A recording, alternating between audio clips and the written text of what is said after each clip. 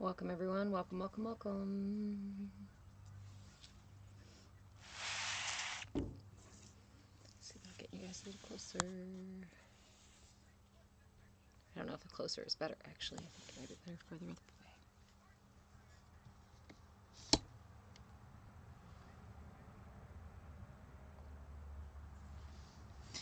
Thanks Joshua. Thanks for the love everyone. Okay, let's see how we're framed here. It's not bad. Fair warning, there's raindrops, like old water from yesterday for last night, dripping off the roof, and I'm really hoping it doesn't go right down my back. I was sitting there writing the flow just now for class, and I had a couple of drops plop on me, so we're going to try to avoid that. I moved a little bit. But if you hear me suddenly go, ooh, you'll know what happened. All right, welcome in everybody. So we have some sunshine here, which is really lovely and much needed. So we're going to do class outside today, which means that the sun is also going to move. Behind the trees, shadows will move and whatnot. So hopefully Wi-Fi stays going. I cannot see the comments all that well, but Joshua, I am all right. Thank you for asking, my friend. Hey, Natalie, how are you? Thank you guys for joining me today. I know that I have moved class, and I do apologize if some of you were looking for class earlier today from 10 at 10. That I did go ahead and move this class to 2 to 4 p.m. Pacific time so that I can hopefully teach a class in person.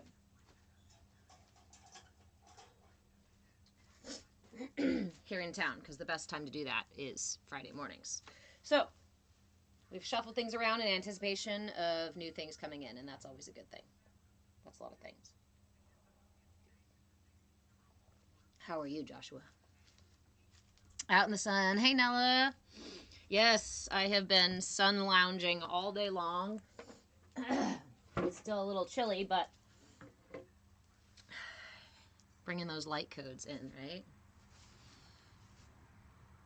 Samuel, how are you? It's been forever. Hey, Shelly. How? Shelly, how? How what?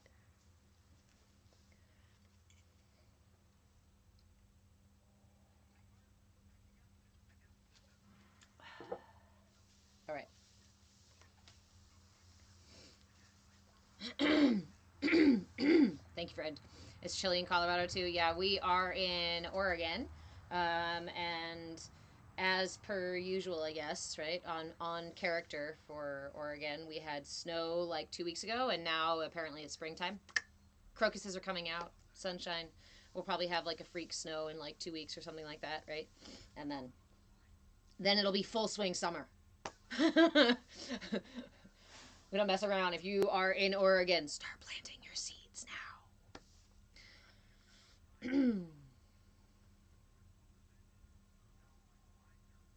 It was spring yesterday. Daddy cat! Do you guys, far, far away, far, far away, we can hear Daddy cat. Hold on. Kicker! Kik! Come here, what are you doing? Kitty! Kitty, come here! Come here, Daddy cat. Come on. Come on. You wait, please. Come here, Daddy.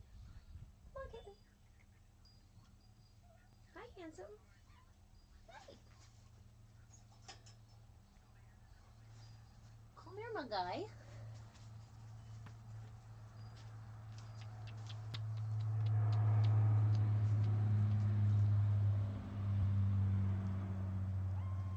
Ooh, snowing in Ohio. Nice. Oh, Daddy cat. Come here, Mauser. All the cats are coming to visit. It's sunshine. What are you going to do, right? All right, my friend. So the purpose of this current live is actually to do a 30-minute gentle chair yoga flow It's designed for everybody and every space. If you need modifications, feel free to take them. We do not move super fast through our flow. We do a variety of different poses. As always, I encourage you all to remember that you are your own guru. I can only be in my body, in my reality, in my mind, and in my chaos. So, it should your chair swivel or no? Let me look at what we're doing today. Can you do this in a? You can probably do all of this in a swivel chair. Just be mindful of the fact that you might be swivelly, right? You might be a little bit extra twisty. I often do this class and did this class for a full year in a very wiggly old dining chair, and I recently got myself this, so we don't go too intense. You're not going to be flying around the room or anything like that, and you're not going to need much more stability than what your feet can offer, right? What your awareness and your posture can offer. So, as always, be aware of your own space, right? If you don't feel comfortable in the swivel chair, maybe pick something else. You can use the side of a couch. You can use your couch. You can use the front seat of your car, although you'll need maybe a little bit more room. So kick your feet out the side of the door. We are going to practice. We're going to open with our Dirga Pranayama practice. That's the practice that I am offering this week as a tool to help ground our lower chakras. For those of you who are just joining or are new here, hello. My name is Reverend Deborah. I'm an interfaith minister, a movement facilitator, and dubbed by this lovely TikTok community, your shenanigan shaman. So expect shenanigans and expect a variety of tools that I lately have been calling cheat codes. Why cheat codes? Because they are the very ways that we get around the matrix, the wiring of the matrix, right? So all of 2025 we are going through different layers of the energy body. In January we started with the aura. In February, we talked about the koshas and the elements and the pranas that move and the way that energy moves inside of the body and the layers of self inside of the body. It's now March, so we are moving to the lower chakras. That means that we were talking on Wednesday is our CAYA classroom. It's from 2 to 4 p.m. as well, Pacific time. And we talk about the theory or the info, right, for each of the topics each month. So this month, we are talking about the belly button chakra, the what we call vritti chakras here. We talk about the knee chakras as well as the earth star. And then later in the month, we will also talk about the chakras on the planet itself. So that info happens on Wednesdays, and I post content about it as well. Make sure to mark your calendar for 2 to 4 p.m. Pacific time for that Wednesday class. If you missed Wednesday or you can't make it during that time, I do have replays over on YouTube. I move with change on YouTube. I move with change on TikTok. If over here on TikTok you guys are noticing lag or any issues, apparently that's just TikTok. So come on over to YouTube if you're wanting to watch class and struggling to do so on TikTok. Again, I move with change on TikTok, and my replays for these classes are on YouTube as well. So, without further ado, it's 2:10. Find yourself a chair. Find the edge of your chair. Take your last sips of tea or coffee or water or whatever delicious thing you've got going on today. And we will move into our flow. You do not need to be an expert. You do not need to have perfectly quiet space. You don't need to have any fancy yoga accoutrements or anything like that. All you need is your willingness and your curiosity. And we'll learn to align our intention with our attention to amplify the benefit from these postures. From this time of being in ourselves. Remember, this is not a no pain, no gain kind of space. This is not a space where I encourage you to push past your boundaries. This is a space where I encourage you to meet your boundaries with curiosity and willingness. There are a lot of ways that we can build muscle in the physical body as well as in the character by challenging ourselves, by pushing ourselves super hard, by denying ourselves moments of rest and quiet and peace. In this space, we cultivate those moments of rest. We cultivate trust within ourselves. We meet ourselves with that curiosity and willingness. Why? Because you deserve that. You deserve a soft spot. You deserve a safe space. It is available to you, and many of us don't know where to find that. And so learning to cultivate it is a really powerful thing. Hey, Rami, how are you, my friend? Okay.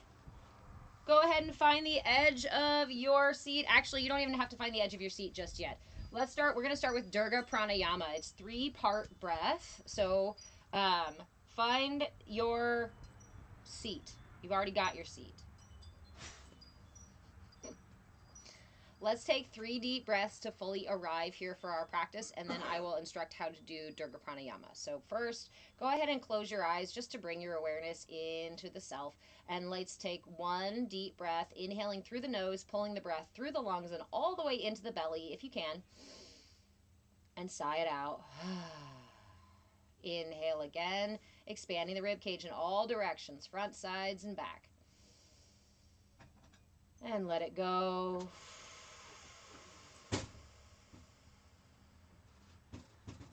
Inhale again, this time lifting the heart and lifting through the top of the head to elongate the spine. And as you exhale, gently melt the shoulder blades down the back. Relax the jaw. Relax the arms. Relax the thighs. Relax the feet. Go ahead and just let all tension melt away. Seal the lips.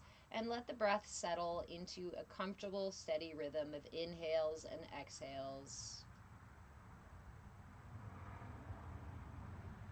Allow the breath to sink you deeper into the present moment. Allow the sounds around you to begin to blend together into just one cacophony out there somewhere. Notice the sensation of your heart beating in your chest.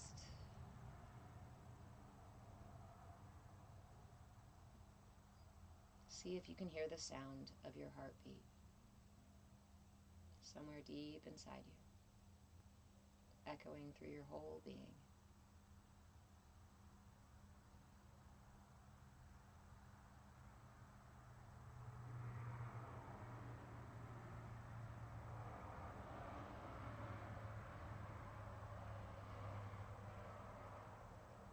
Bring your right hand to place over your heart and your left hand to place over your belly, above your belly button. As you continue to breathe, notice the way that your chest expands and contracts. Notice the way that your belly expands and contracts, or doesn't. Notice the way your body moves when you breathe. Don't try to change your breath, just take a moment to notice where you're at now.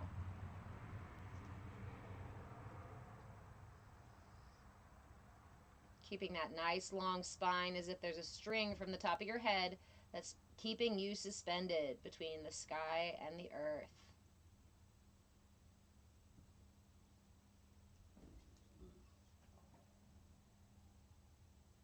We're going to shift a little bit and bring some more intention to our breath work this time. As you inhale, feel the breath, follow the breath as it goes all the way down through your neck, past your collarbone, past your heart, through your rib cage, and all the way down into your belly. Allow your belly to expand. And exhale completely, feeling the belly pull in. You may even bring a little bit of intention here and pulling the belly button in ever so slightly toward the spine. Inhale again, noticing the belly expanding and contracting.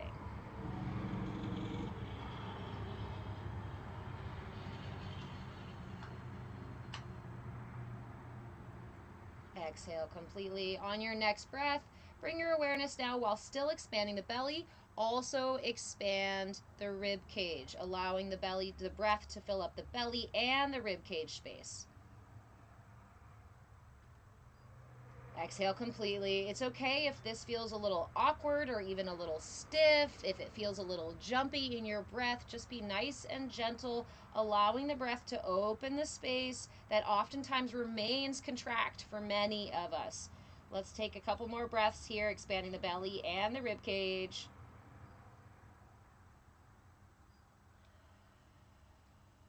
Feel free to sigh.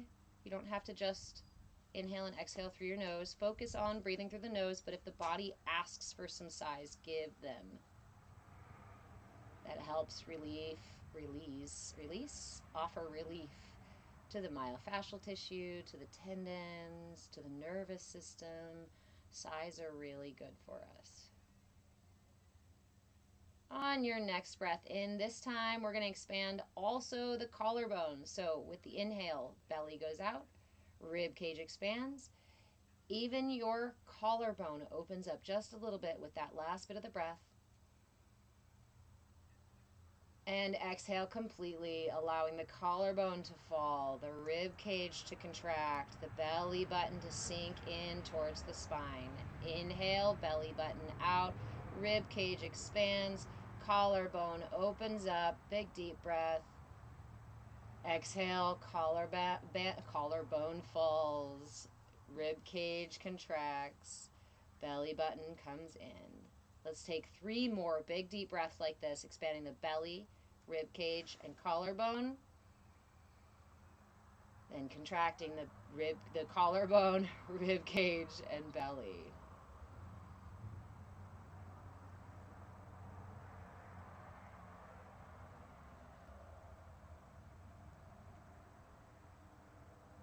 Last one, big deep breath in.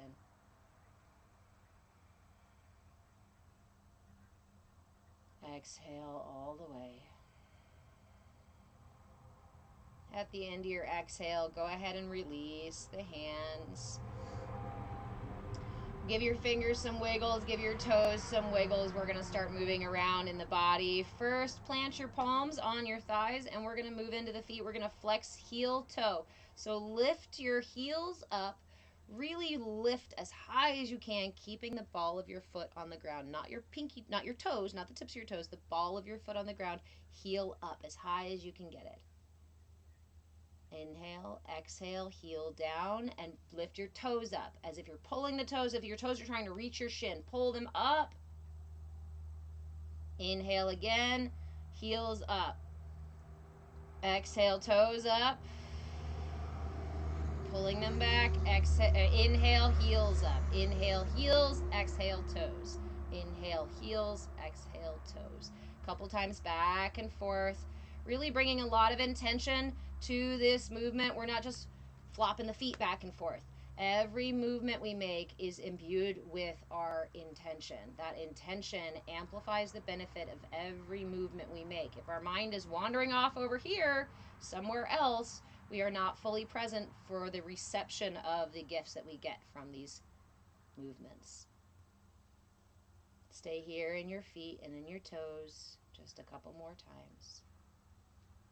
Go ahead and ground them out on your last exhale. Bring them flat to the ground. And just drop the knees back and forth. Wipe the knees. Not too big of a movement. Back and forth. Wiggling a little bit in. Thank you guys for the gifts. Thank you guys for the love. Welcome everybody. Back and forth. Wipe the knees. Go ahead and scoot your bottom up to the edge of your seat. If you're on a bed or a couch, make sure you're not so far to the edge that you're going to slip off, right? And we're gonna hug the knee and do some hip circles. So interlace your fingers underneath your right knee. Lift it up to your chest. Keep that spine nice and long. We're not curling the spine at all. Nice long back. Lift the thigh. Squeeze it into your chest. Lengthen through the spine. Inhale. Exhale. Bend down to kiss your knee. Inhale, back up.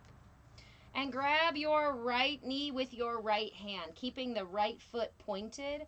Roll the hip open to do some little hip circles. I got a dog down below me, so I got to watch out for that. Little hip circles in one direction.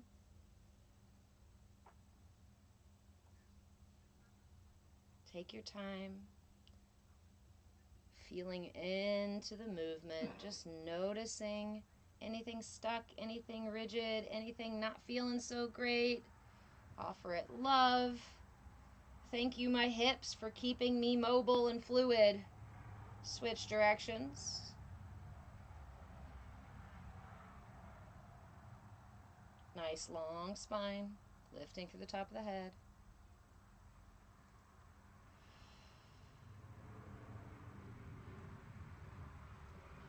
Hug that knee one more time back into the chest. Wrap your arms around it and give it a big squeeze before releasing it back down to the earth.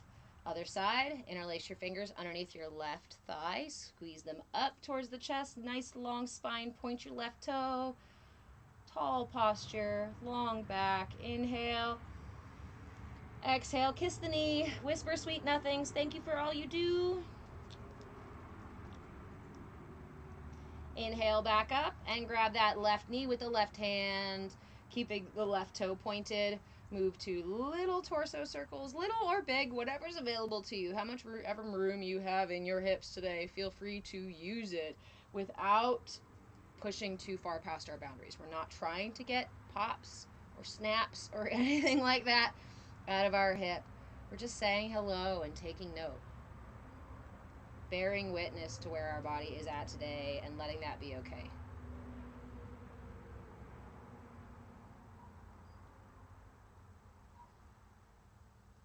Notice if the rotation is resistant at any point. Do you notice it's not pain or tension really, but like something kind of prevents you from feeling like you can get a nice big circle? Just notice that. Offer it compassion. Hey, I see you. Tension. I see you. Weird movement. Go ahead and switch directions. I see you, hip, in all your glory.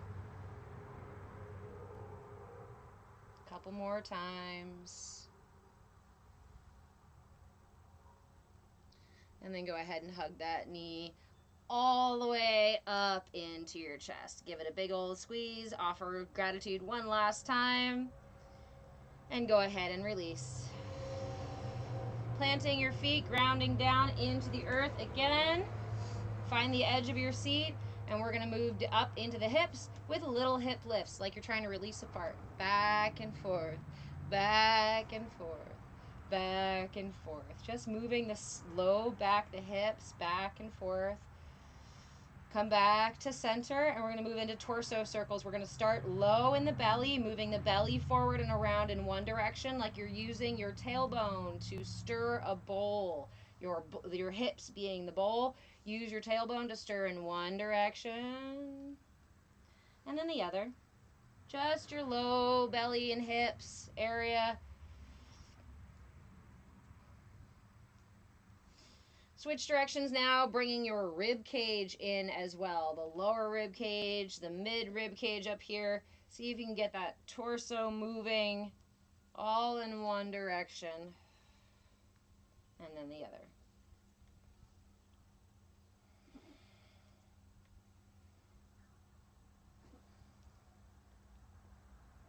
Switch directions again, this time getting the shoulders and the head involved. See if you can get all the upper body from the hips up, doing this rotation in one direction a couple of times. And if this feels awkward, if it feels new, if it feels weird, allow yourself to feel awkward. Allow yourself to move in a different way. Allow yourself to be present with whatever is occurring in your body today. Switch directions, whole spine from the hips, from the tailbone to the top of the head. One direction and then the other.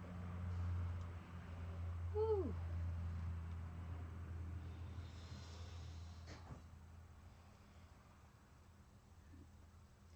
Come back to center. Place your hands on your thighs, and we're going to go for a couple of cat-cows. Go ahead and do your cat-cows however you feel you need them today. They can be really big movements or really little movements. Inhale, lifting the chin, sending the heart forward, tipping the tailbone as if you're going to wag your tail. Inhale. And exhale, curling the spine back towards the back of your chair, tucking the tailbone. Inhale, opening the chest, rolling the shoulders back. And exhale back. Two more. Inhale forward. Exhale back. Inhale forward. Exhale back. Come up to neutral. Offer yourself some shimmies and some shakes, some shoulder shrugs, and some shoulder rolls in one direction. And then the other. Welcome in, y'all. This is our 30-minute tiny yoga flow. We started at 2:10, so you can join us now if you'd like to and catch up with the flow, or we have replays over on YouTube at Move with Change. One direction and then the other. Come up to your neck and offer yourself some neck rolls in one direction. direction and then the other. This class is born out of my own limited mobility and sometimes my own limited space in terms of living spaces. We don't always need to have a full, big, complicated, or challenging asana practice. Switch directions with your neck to receive benefit from the time we spend with ourselves or we spend in self-care. This class is a really great opportunity to just be with your body, to take note, to bear witness without the need to really try to force or to change a whole lot.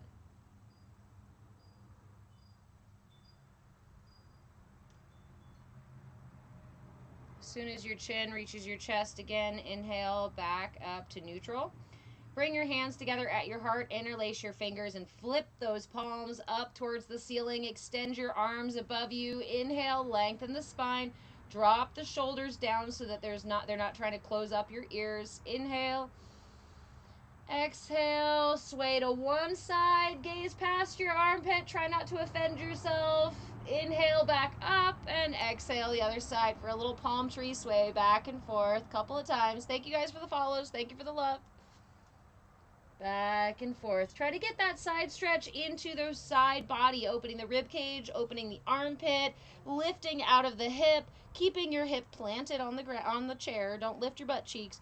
Just stretching all the way through to the wrist, from hip to wrist.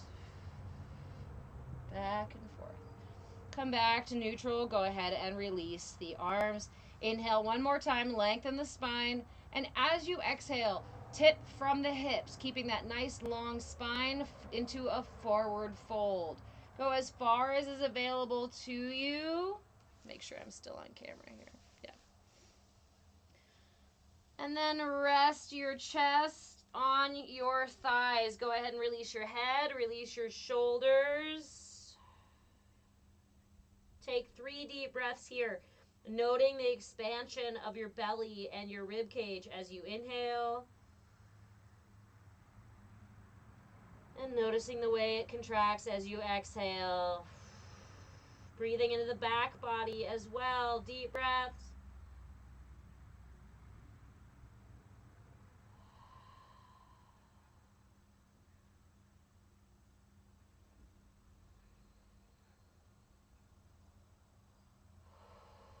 On your next inhale, plant your right hand on the outside of your feet or on your foot or on your shin, whatever available to you. As you inhale, slowly rotate, lifting that left arm. Drag it across your chest, just giving a brief pat to your heart. Hi, heart. Hi, heart. Reach up towards the sky above you. Gaze up towards that hand for a nice full twist here in your fold. Again, we're seeking a twist all the way down the length of the spine. Not pushing past our boundaries, just noting where they are. Hi, little butterfly. Breathe. On your next exhale, go ahead and release that right arm down towards the ground. Relax, shake your shoulders out. And now did I say rights both times? Now placing your right hand down towards the mat. Let's just do opposite. If I screwed up the left and right, just do the opposite of the one you did before. Take that hand, the opposite hand, and drag it across your chest as you twist, opening the body to reach up above. Nice long twist throughout the entire length of the spine, even into the neck as you gaze up towards that hand. Breathe.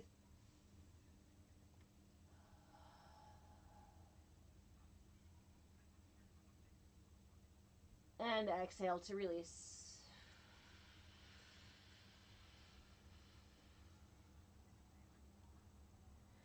Go ahead and slowly roll up. Again, starting from the tailbone. See if you can stack one bone on top of the other as your spine comes back up all the way.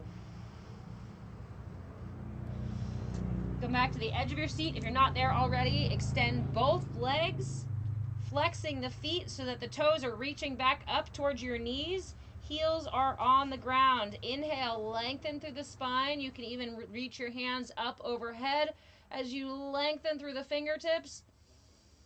Inhale, and as you exhale, forward fold. We're going to do another forward fold here, this time with the legs extended. As far down as is available to you is where you need to be today, and that's okay. Big deep breaths in your fold.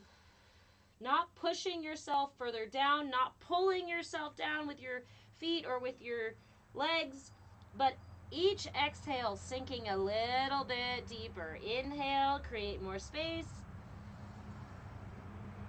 Exhale, sinking deeper. Keeping a nice long spine.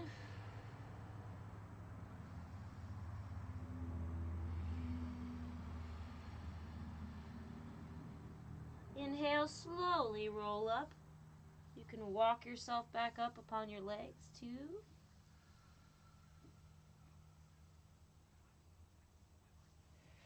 Roll those shoulders. Bring those knees back up to a 90-degree angle, stacked right on top of your ankles. Lengthen through the spine. Lengthen your left leg, foot flexed, directly out in front of you, parallel to the ground if you can. Then reach out with the left hand and hook 2 fingers around that big toe as best you can. If you can't get your toe, grab your ankle or your shin, whatever is available to you. Hold on tight to that toe. Take your right hand, again, dragging it across your chest, patting your heart as you go by. Thank you, thank you, thank you. Reach behind you, offering yourself another nice long twist, nice long spine. Keep that right knee facing forward. We don't want it to turn off to the side or flop open as we twist. Lifting through the top of the head. Tuck the chin ever so slightly to bring intention to your posture. Inhale again. Exhale, bring your right hand to meet your left. Switch hands with that toe, with your thigh, and open the other side. Twisting now to the left, dragging that left hand across the chest and reaching behind you, following it with your gaze. Breathe. Nice long spine. Good kitten. Inhale. Exhale. Go ahead and once you come out of your twist, release that left leg down to the ground. Hi, kitten cat. Oh. All right. Right side. Extend your right foot. Flex the right foot, bringing the toes, pulling the toes back towards your knee. Reach out with your same hand, right foot, right hand. Hook on the toes or grab your foot or your shin. Inhale, lengthen through the spine. Use the left hand, drag across your chest, and open for a twist.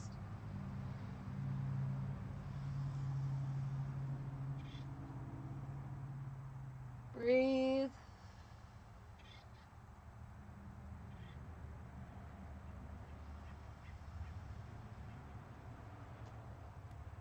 Inhale. Exhale, bringing the left hand to meet the right. Switch your hold on that right foot. And inhale the hand back across your chest. Offer a little pat. Hey guys, welcome everyone. Reach out behind you. Lengthen through the spine.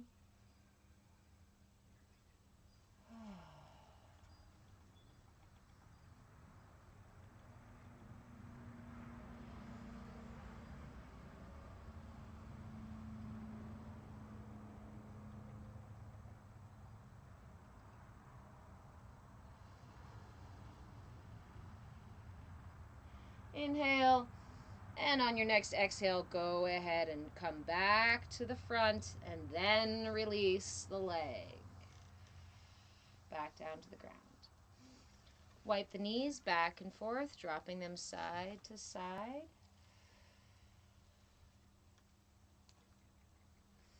We're going to move into our Prana Mudra. So we're going to sit for 5 minutes, about 5 minutes. I don't have my timer out here. So we're going to sit for about 5 minutes with the mudra. This is our mudra for this week. Again, as I mentioned before, during the whole year of 2025, we are going to go through all the different layers of the energy body. Hey, Byron, of the physical self, of the energy body, and the chakras, and the pranas, and the vayus, and all of the things, the koshas, and all the stuff that make up our energy system. So every week, I'm going to offer different tools, mudras, asanas, mantras, flows, stuff like that, to go be in line with those things. So, like I said, this month we are working with the lower chakras. So, we are using the Prana Mudra, which is a mudra. It's done like so. You just extend your first two fingers. Hopefully, you guys can see. Sorry about the shadow. You extend your first two fingers, your pointer and your middle, and then you bring the tip of your thumb to touch the tip of your pinky and your ring finger. Remember, we hold our mudras with intention, not tension. Try it. If you're holding your mudra with tension, squeeze that mudra. Extend those fingers out as hard as you can. Ah! It's really hard to hold this for a long time, so let's not do that. We want to hold our mudras for a minimum of 5 minutes, and we want to be able to hold them for longer than that. Ideally, a lot longer. So we don't want to cause ourselves pain, right? And yeah. So bring that the first two fingers to stay extended. Remember, this is with intention. I'm not pulling so hard back that I create tension in my hand or in my wrist. Just intentionally extending those fingers. Touch with intention the thumb to the middle, to the pink, to the middle. La la la la la. To the last two fingers. First two fingers extended. Last two fingers touching the tip of the thumb. This is the Prana Mudra. So you can sit with this mudra just resting in your lap like so. This activates the body's self-healing properties. This energizes the body. It's the mudra for the solar prana, so the uplifting, energizing energy in our bodies, and can help improve our digestion, improve overall vitality. It boosts our immune system, stuff like that. The other way that we can use this is to discharge energy, and that's why we're using it this month with the lower chakras. To discharge energy, to drop energy, to release excess of things like anxiety, excess overthinking, stuff like that. These or excess tension in the body. This mudra can help to drop all of those things out into the earth. So you can hold it here in your lap, or you can point them facing down towards the earth. If you're sitting on the ground, that's fantastic because you can put them directly on the earth. If you're sitting in your chair, you can just hold them down. We're going to visualize a little bit with this here. I'm going to hold them down towards the earth because I would like to let go of some tension that's still remaining in my body, some obsessive thoughts that are still rattling around in my brain. I'm going to allow this next 5 minutes, I'm going to allow them to drain right out through my fingertips. So the visualization is sort of a allow it to come to you, allow yourself to receive the visualization of how this energy is moving. Just note that mudras work by redirecting the energy channels in the body. So these two channels here are releasing energy for us. They are letting things go out of our system that are no longer needed. Those things go into the earth and they rejuvenate her, and she fucking loves it that we get rid of all of our junk. Just like our exhale feeds the trees and the trees exhale feeds us, it is an exchange. It is not us just dumping shit on the earth, right? It's not the same thing as polluting the earth. We are exchanging energy with the earth. So allow that to bring healing, alignment, and even maybe just like a moment of quiet, a moment of peace for you. Here one more time is your mudra. Point them down towards the earth, one hand or both, whatever's available to you, or just hold them here in your lap. I'm going to place mine pointing down. Lengthen your spine the same way we did at the beginning of practice. Bring an inhale in all the way into the belly. Expand the belly. And sigh it out. Inhale again, expanding the rib cage in all directions. Big deep breath. And let it go. Inhale again, this time lifting the heart and lifting through the top of the head to elongate the spine. Bring intention to your posture. Exhale, allowing the shoulder blades to melt down the back. Gently tuck the chin and release any tension remaining in the body. Any tension, any holding, any fear, those kinds of things can kink our hoses, can kink up the pathways for energy to flow. Just like water, we want these pathways, these channels for energy to remain open. That's why we don't use tension. If you notice tension in your mind, in your breath, in your body, in your hands, anywhere else, inhale as soon as you notice it to make space for it. And exhale to give it permission to leave. Nothing more, nothing less. Allow yourself to perceive the flow of energy through your system as you allow your body, your energy body, to dump whatever no longer serves you through the Prana Mudra. We're going to do 5 whole minutes, as I mentioned. It's 42 after, okay.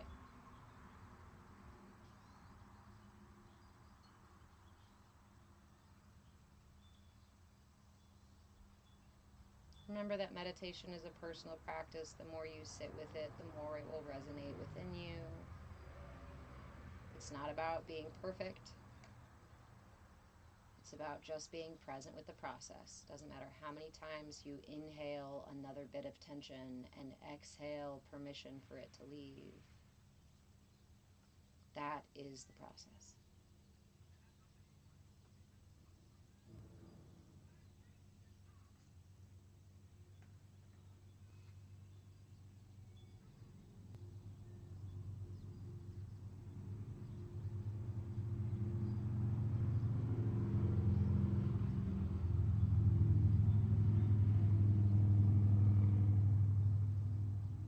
Many of us are so often used to being human doings, we forget how to be.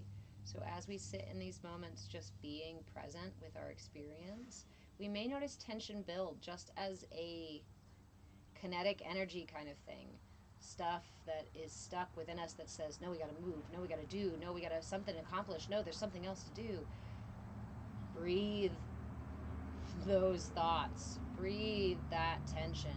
Breathe in, inhale that impetus to get up and go do something else, and then exhale it back out. It is temporary, and barring an actual emergency, most of us can sit here for about 5 minutes and just listen to the breath. Notice any movement of energy, and let tension go.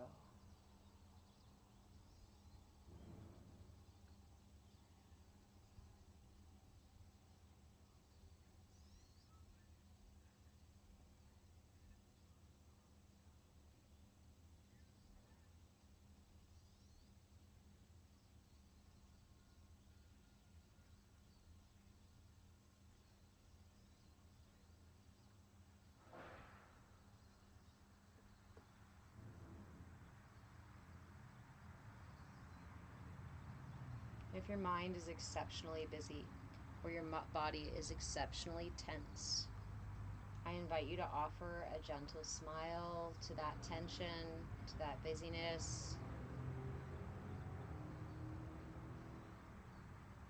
The kind of smile you might get from a loving parent or teacher or guide, seeing you and loving you even in your struggle.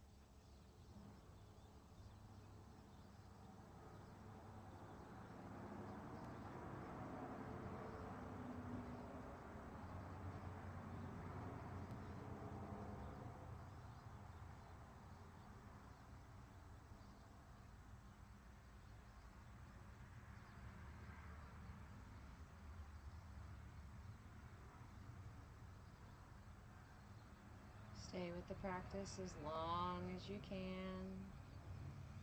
Got just a little bit more to go.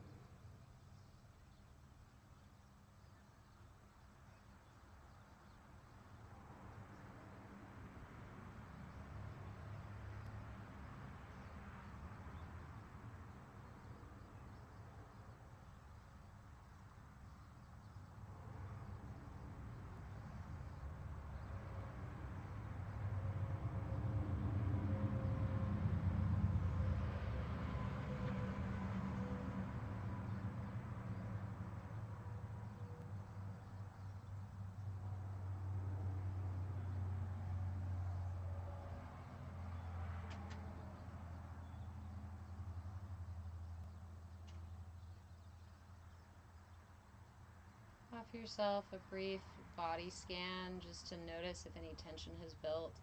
If your posture has started to slouch, gently tuck your chin and lengthen through the top of the head.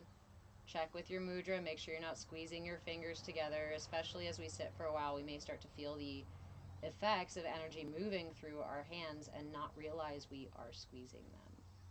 Offer yourself a little check-in. Offer yourself a gentle smile.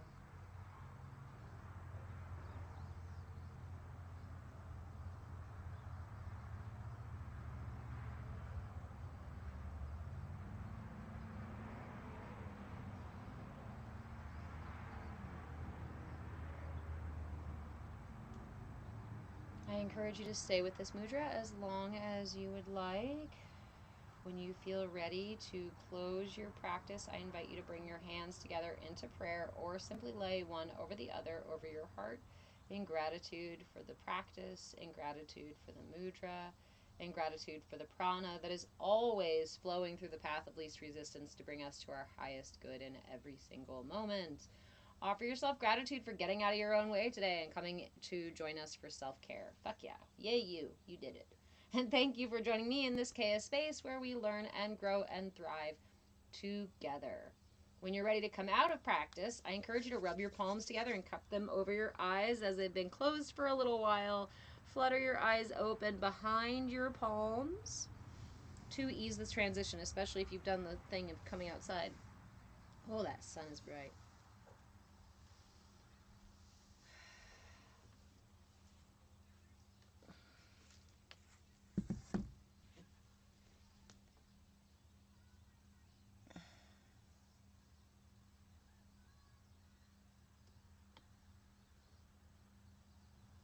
Thank you guys for all the follows. Thank you guys for the love. Welcome everyone. Excuse me, doggo. Let me move my chair a little bit.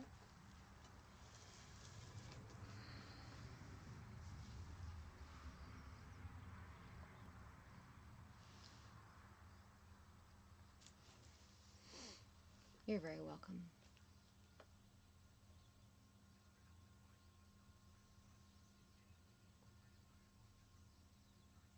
So again, you're very welcome, Sarah.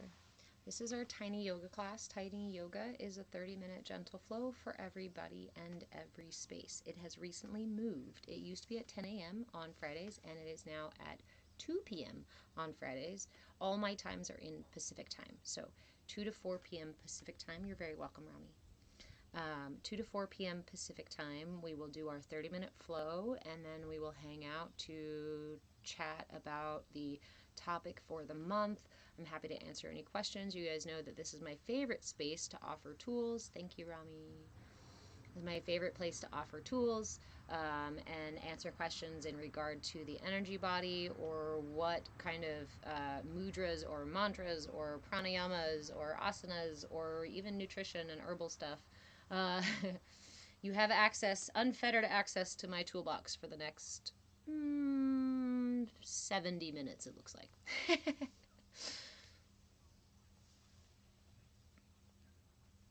Thank you, Badass Blind Woman. You guys can hear the birds? I was wondering if you could hear the birds because they are just chattering away over there.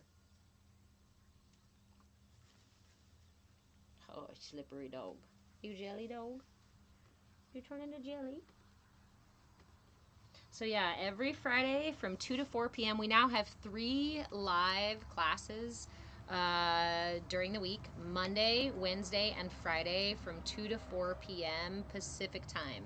Monday, I do Yoga Nidra. Yoga Nidra is like just a really restful guided meditation. All you need is a place to lay down or lay back. Headphones recommended, and I will guide you through a visual and sensory meditation. I usually do it about 4 times over because each meditation takes about 20 minutes or so. So I'll do it once, and then we'll pause for a moment, and I'll do it again, and we'll go through that way. Replays for that are going to be on YouTube, I believe. No, they are on YouTube, right? Yes, Mondays went on YouTube. On Wednesdays, we have the CAYA classroom, which is where we talk about the topic for the month and only the topic for the month. Well, not only, but because I offer tools in there. That's an entirely informational space. And then Fridays, we do tiny yoga here from 2 to 4. Again, replays for classes. If anybody is interested in replays for the tiny yoga class, they are on YouTube at Move with Change.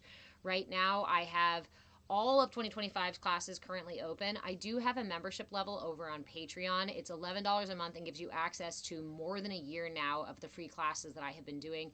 All last year, I was teaching classes for free, and I was teaching them like 3-4 times a week. And before that, there's also from the year before that where there is even more classes as well. So if you want an archive of classes and tools and practices and insights and whatnot, that is where to go. You can grab the membership on patreon.com/move with change. That extra content is available, yes, through the membership on patreon.com/move with change.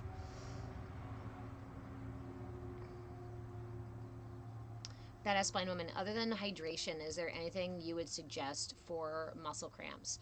Hydration and movement. I am a big fan of magnesium and mineral baths and stuff like that. So if you can get yourself, I should ask if they want an affiliate thing. I use what's called Flewd, FLEWD, Stress Care. They have a really bioavailable magnesium soak that they also put other minerals into, and they're specific to things like insomnia, muscle cramps, aches and pains and whatnot. So they're a really great company, and I use them. I have been using them for the last several years. I have nerve issues and yeah, tension issues and whatnot, so they're a super big help. I also have Ehlers-Danlos and endometriosis. So Flewd saves my ass oftentimes. I will end up just laying in a bath all day long with that stuff. So Jessica, I'm glad you caught here too. Yay! Magnesium helps a lot. Yeah. And actually, it's funny that you ask, because I do have, I'm putting out content next month or next week about magnesium specifically. It's one of the nutrition tips for this week. So I'm going to offer some extra stuff, Badass Blind Woman, and I'll try to tag you in it.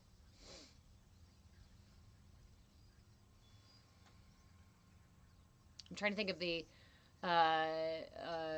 mudra for muscle cramps, because I know we have a mudra for tendons, but I don't remember what mudra it is offhand. If you will comment on my content, oh, you're not on TikTok, ask in the Discord. Ask me in the Discord, and I will find it for you. Okay? I'll find the mudra for for tendons. That one should help.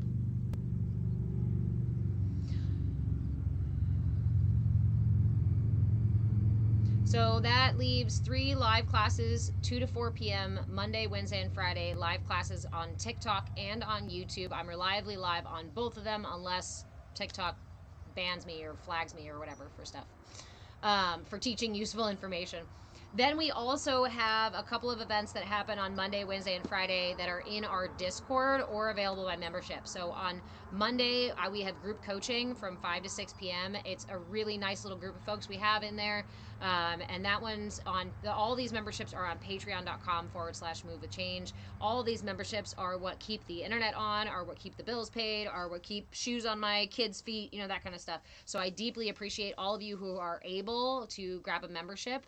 And for those of you who aren't, I do also offer trade and need some help with tech stuff and editing things and moderators and whatnot. So reach out to me if you want coaching, group coaching, private coaching, or if you are on any level of membership, you get access to my Wednesday evening CAYA yoga class. So I just started this one.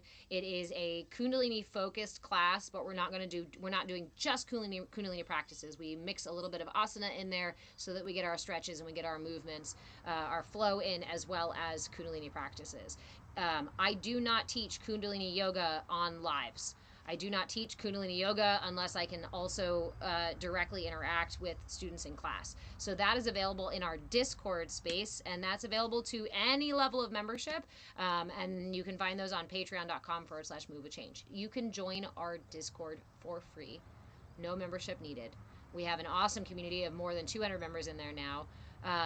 Where there's extra shenanigans, extra content, extra classes, and on Friday nights we have a watch party where we are currently streaming the Ancient Civilizations series, which is some really blow your mind fantastic information that is available, new insights, new understandings.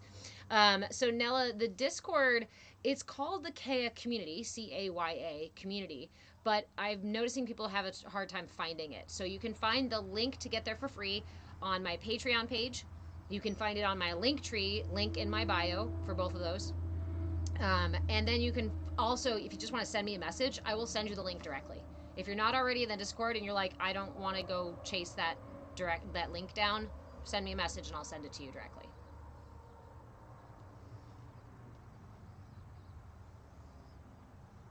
Oh, right. Badass Blind Woman, get a referral code for Fluid. There's a couple of companies, but I'm really grateful that I'm able to collaborate with a few companies that are actually local here in the Pacific Northwest. One of them is called Seeking Health, and the other one is Host Defense Mushroom Supplements, right? So that's my favorite. So watch for some of those content too. I really like being able to integrate my wellness into my fun stuff like coffee. And the mushroom powders are freaking amazing. Lion's mane, chaga, reishi, immune boosting stuff, nerve boosting stuff. I have neuropathy in all 4 limbs, which is fantastic. And taking the not fantastic, facetiously, taking the lion's mane on a regular basis, just mixing it in with my coffee, offers me a profound amount of ease and comfort compared to not taking it with the neuropathic stuff, the neurology. Yeah. Breaking nerves. Let's see.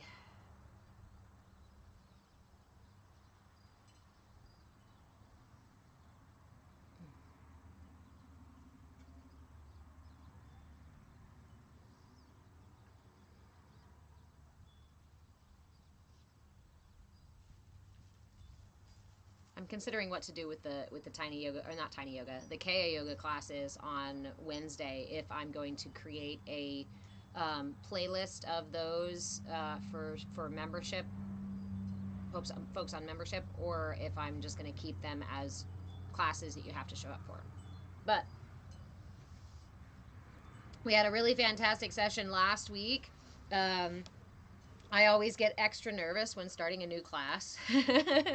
You know, as soon as you're doing a new thing, I feel like the whole stage fright nerves come back up again. But it went so smoothly, and I love all of you guys over there in the community. I love all of you guys in the general community as well.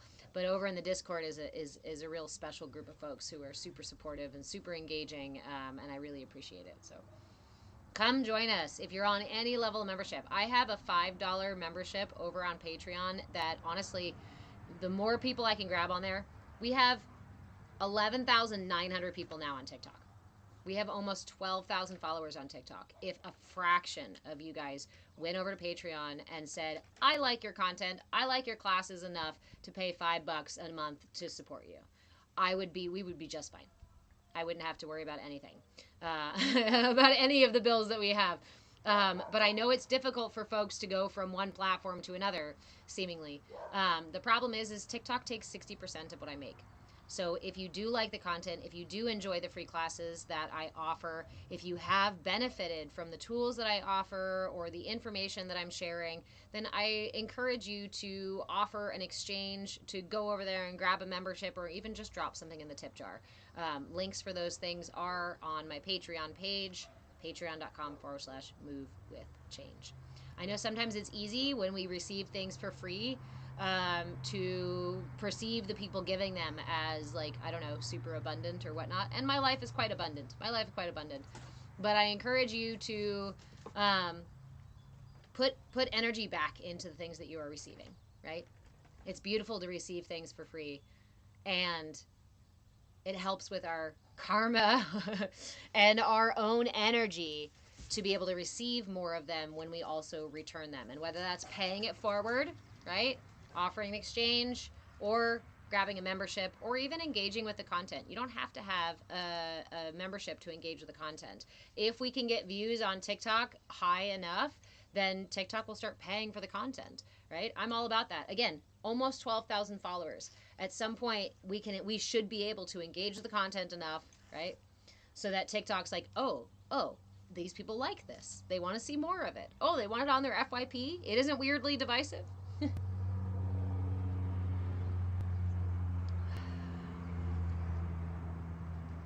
So thank you all for your support in all the ways that you support.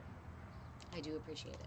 And for those of you who have been hanging out for a while and been wondering if you should support, get your butt over to the Patreon page and show me what you got.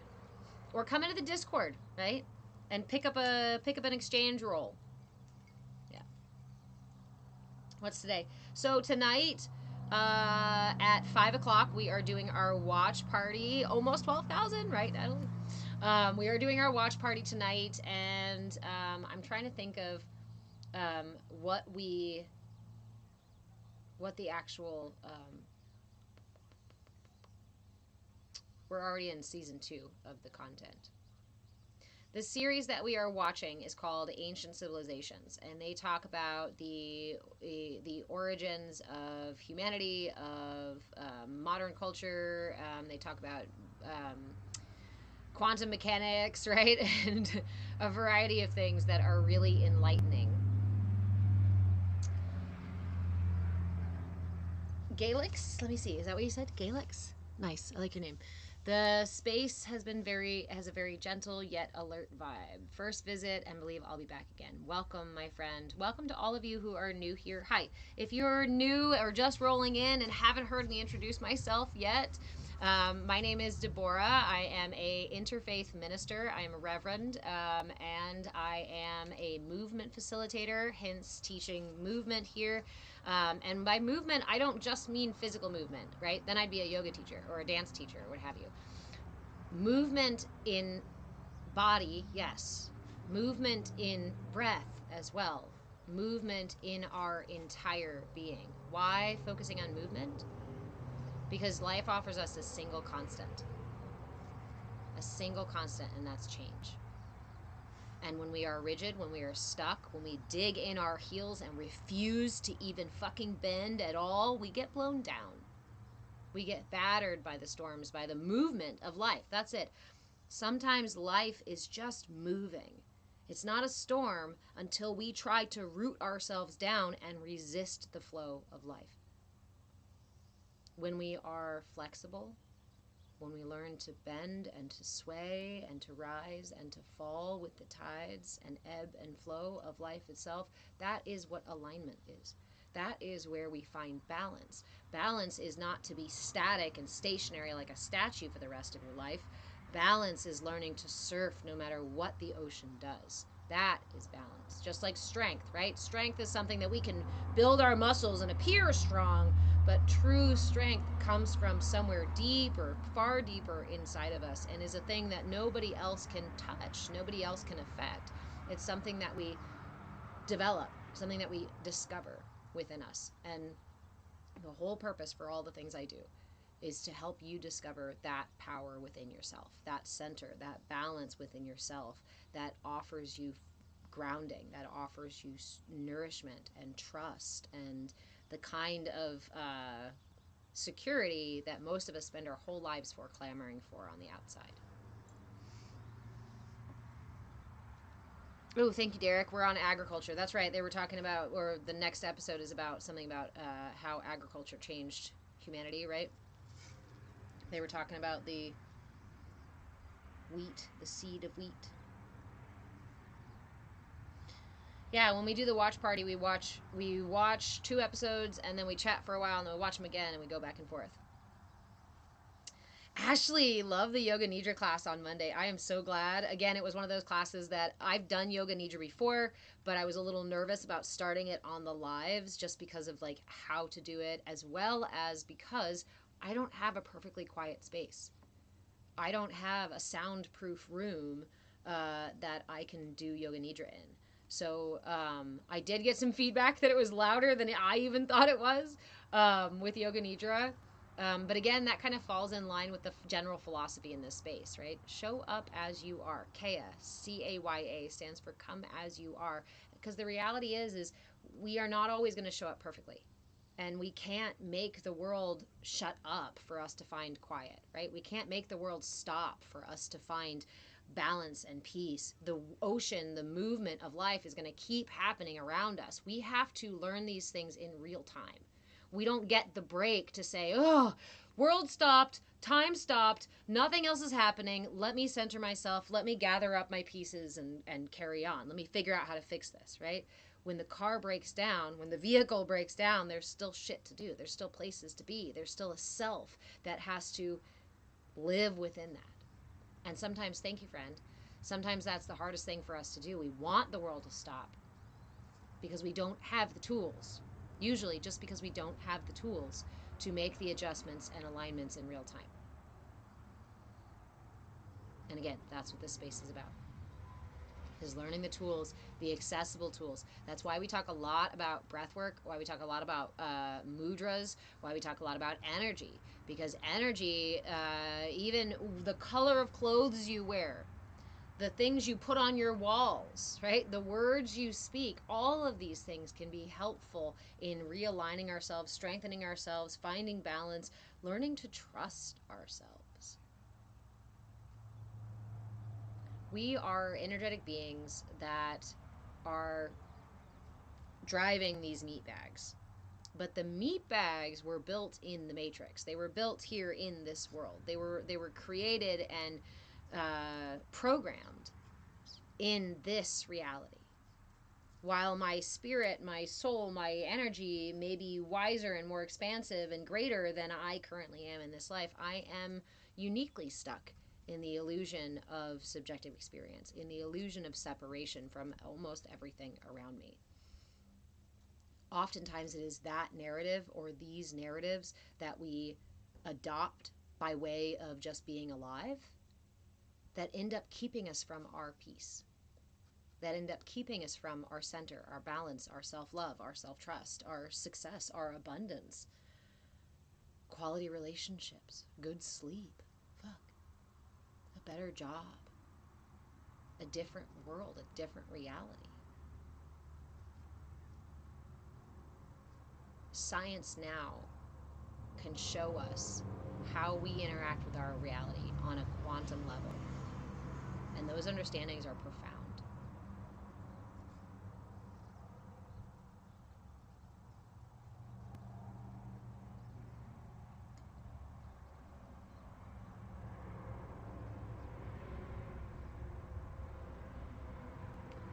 The one that's been really looping through my mind lately, and I'm reminding myself of it damn near every single day, is the truth that your eye, the physical eye that you have there, can only perceive clearly a pinpoint. Anywhere you look, go ahead, look around. Anything you look at, the thing you're looking at, as long as you don't need glasses, or if you're wearing them, as long as you're wearing them, is clear.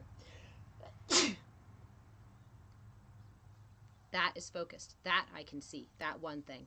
Everything else around it is blurred. Gilix, have a great night. Everything else around it is blurred. But it's not blurred because our eyes are just not quite perceiving it completely. The brain fills in. Listen to that. What you are seeing right now, looking around you, your mind is filling in parts of what you see, what you're perceiving.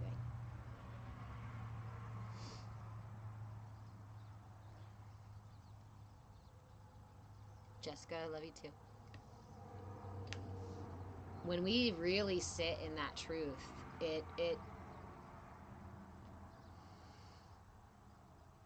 changes your perception. It changes your understanding of things like manifestation. Right? We might think of manifestation as something super woo-woo or hard to reach or difficult to do, or maybe some kind of witchy magic kind of thing. But this is really just the interaction between what your brain perceives and tells you is happening out in the world and what you're perceiving, what you're experiencing.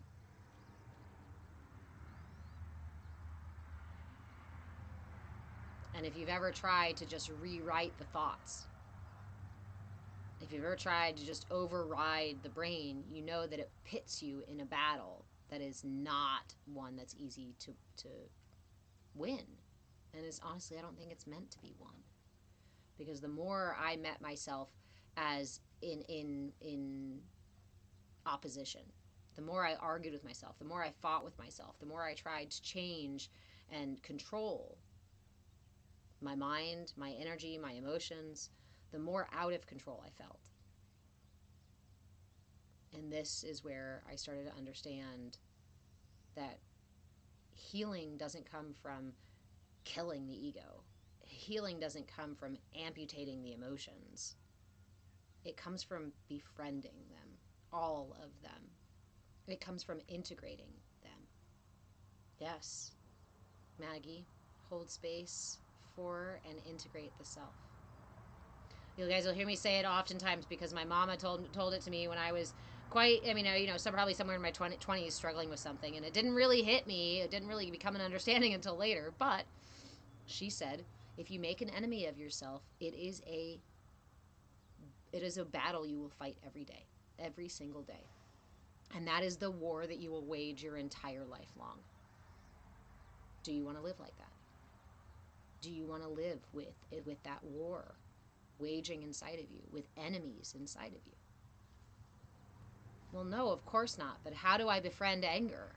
How do I befriend fear and guilt? How do I befriend shame? How do I befriend the voice in my head that's telling me I am a worthless piece of shit? How?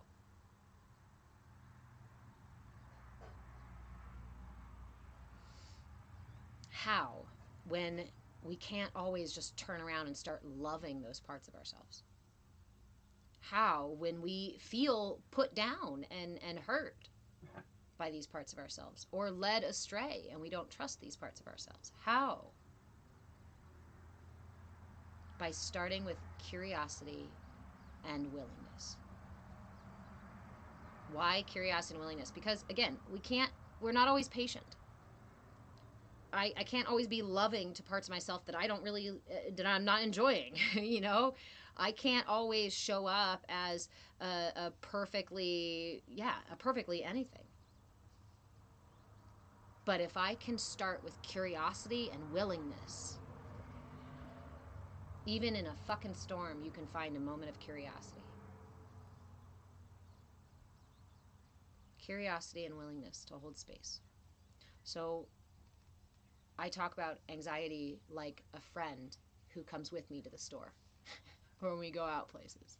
I talk about depression like a lover who sleeps in my bed.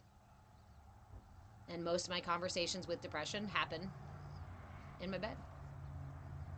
Most of my conversations with anxiety happen when I'm out in the world. But it becomes easier because instead of fighting myself and saying to myself, oh, I shouldn't be feeling like this. Oh, this sucks. Oh, I'm so blank, right? Instead, I can turn to anxiety as if it's a friend of mine who's in the car with me, and I can say, hey, are you okay? What do you need?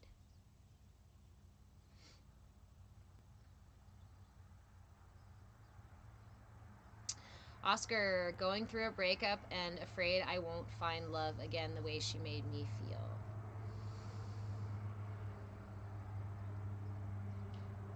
On my journey, I discovered love to truly be something that we can only receive when it's like this, when we approach it like this. As soon as we do this, love becomes thinner, almost like it disappears sometimes. You know those little weird sensory tools, sensory things? It's like a tube with water inside, but it like goes inside of itself. Do you guys know what I'm talking about? I don't even know what it's called. This is what it reminds me of with love. If I hold one of those little slippery tube sensory toys in my hand, I can hold it in my hand like this. As soon as you go like this to try to hold on to that thing, it slips directly out of your hands. Love exists. It is the universe.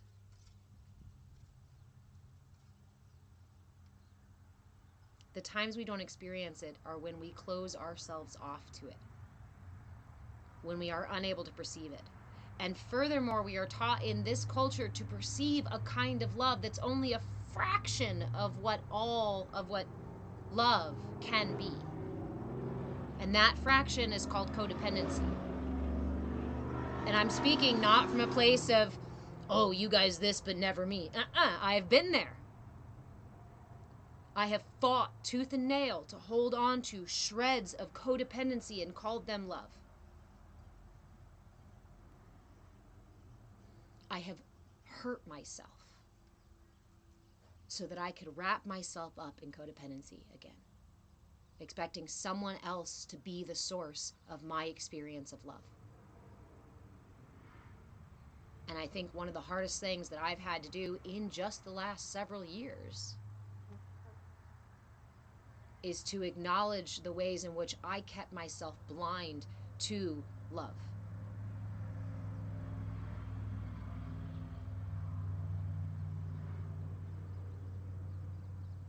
Because I thought it should look like this or should feel like that.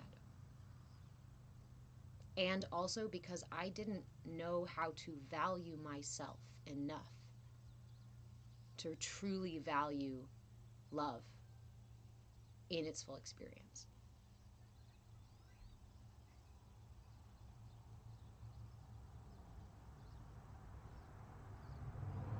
I don't know how to answer your question, Gibby. You ask, why is it okay when a loved one passes?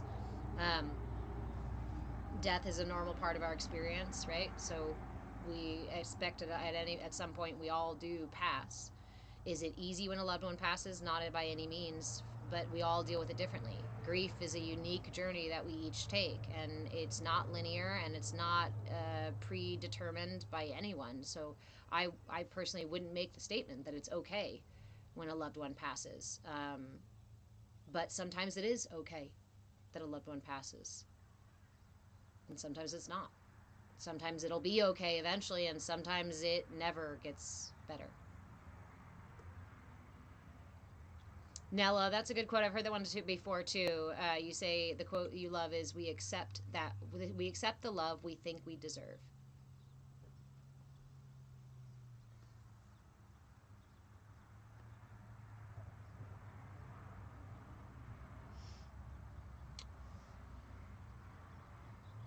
An echo? I don't have an echo. Anybody else have an echo? But I also can't hear the thing. And we're open space, so there shouldn't be much of an echo in here. Hi friend, how are you? Welcome.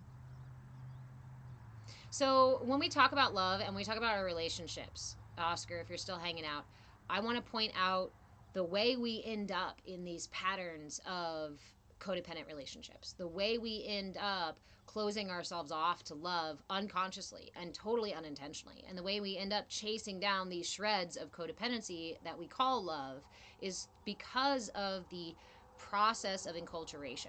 The growing up process that we all experience is narrated, is dictated, is written by the current paradigm. And everyone and everything involved in our experiences as we develop are going to influence our perception of life, our beliefs about ourselves and about others.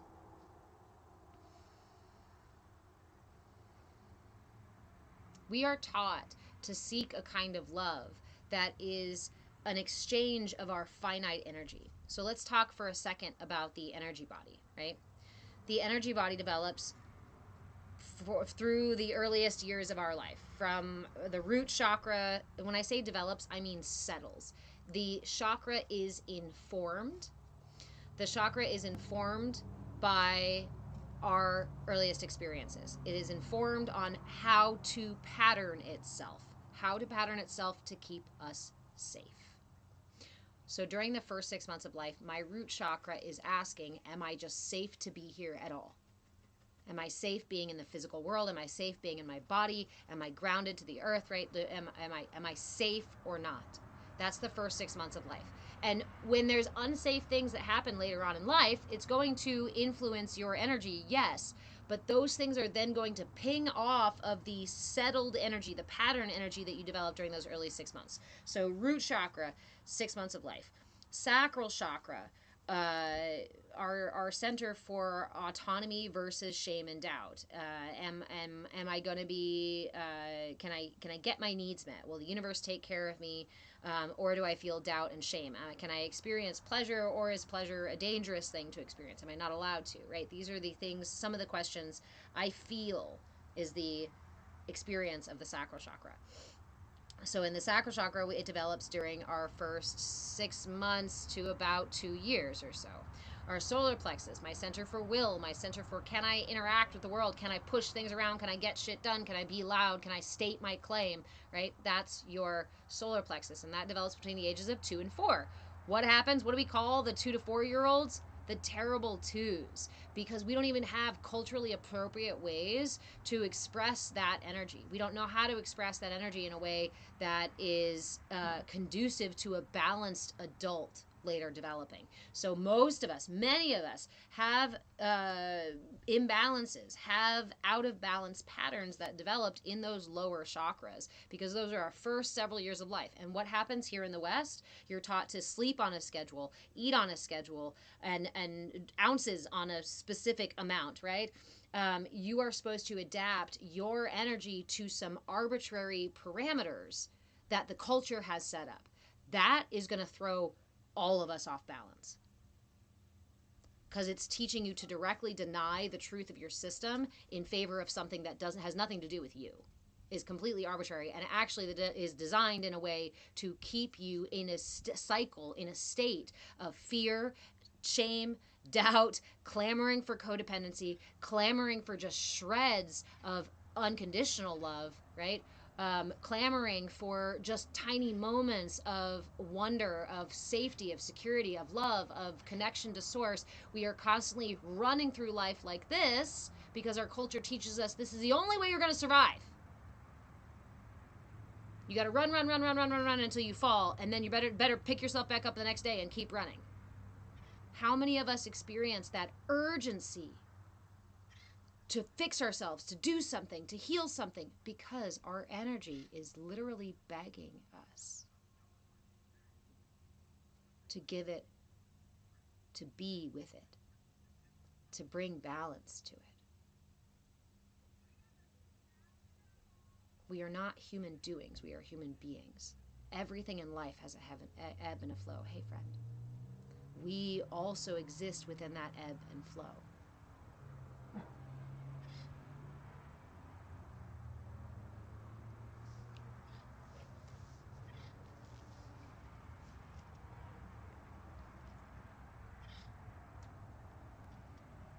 You just create an echo chamber for the negativity?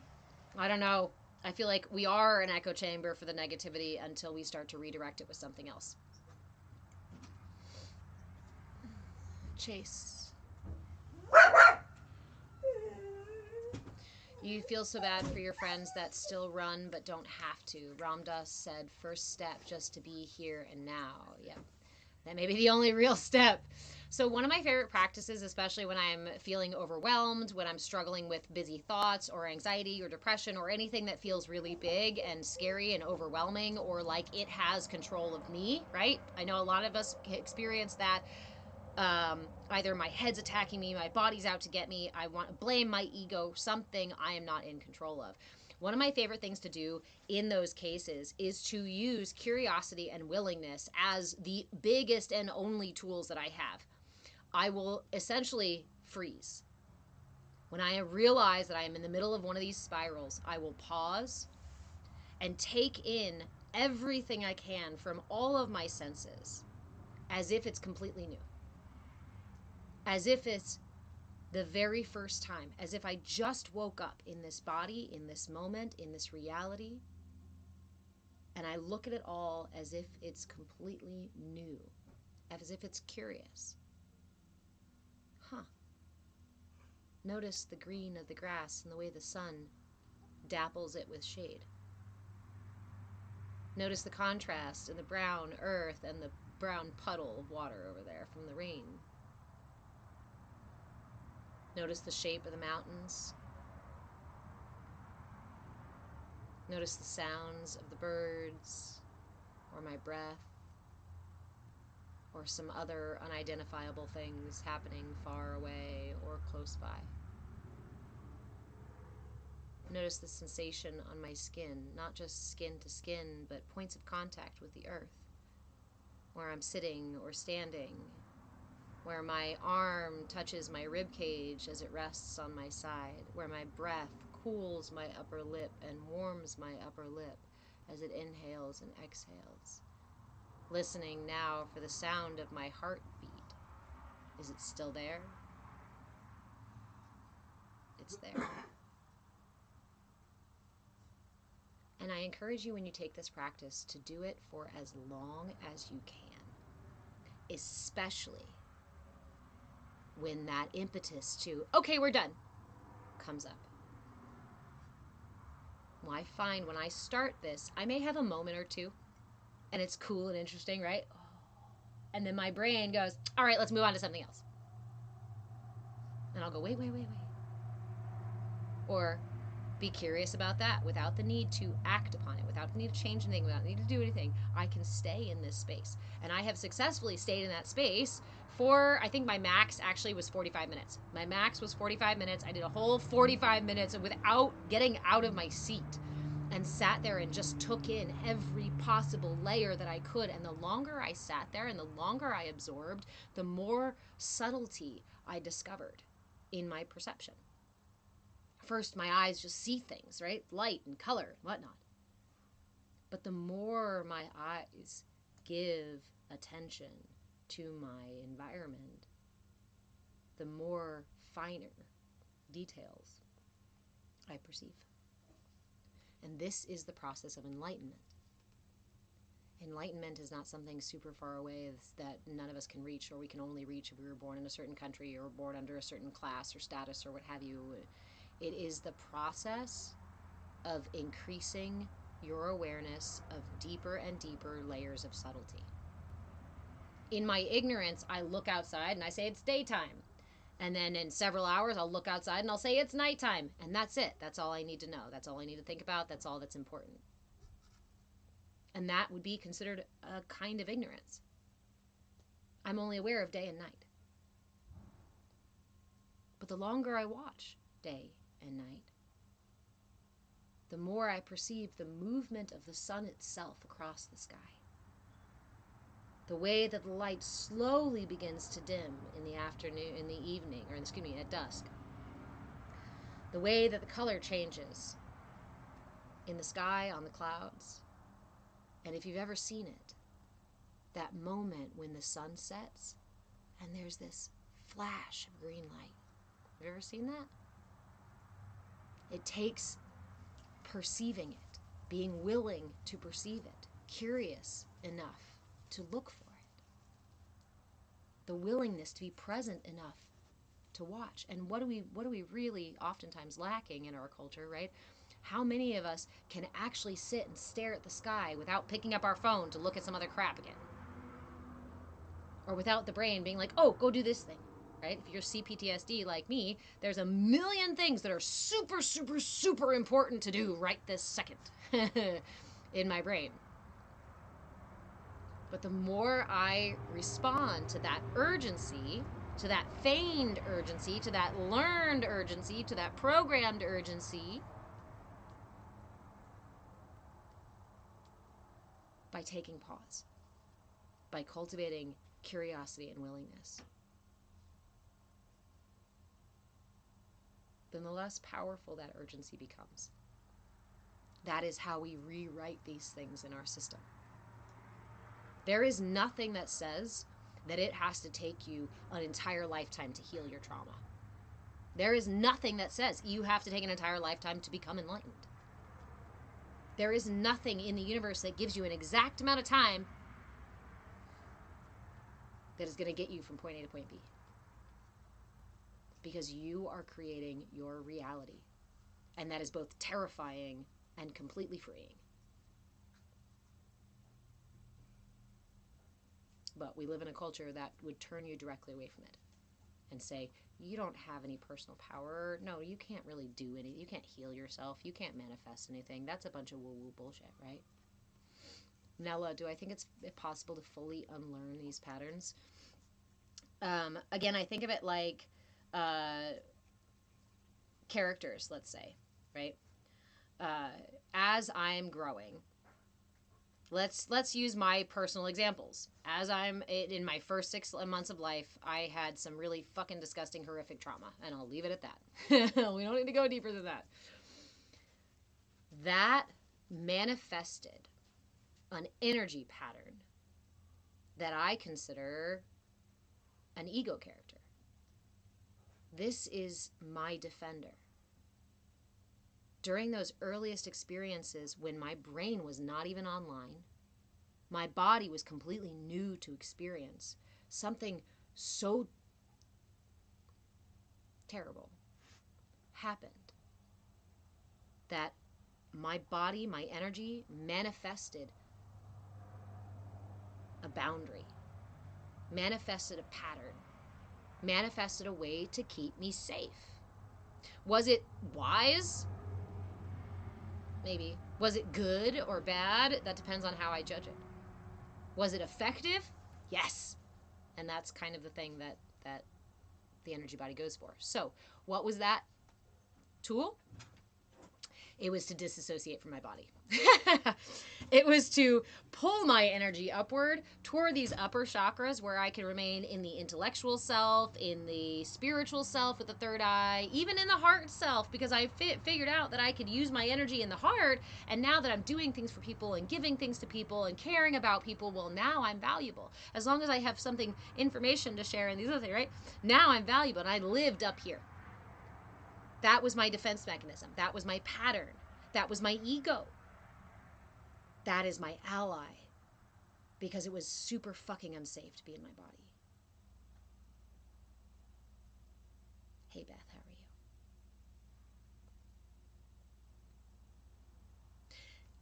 you? It took first having the awareness that that's what was happening.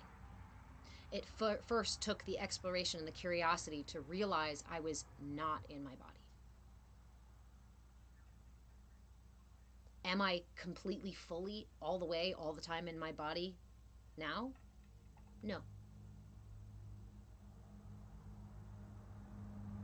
But all of these tools, all of these practices, I wouldn't say that they are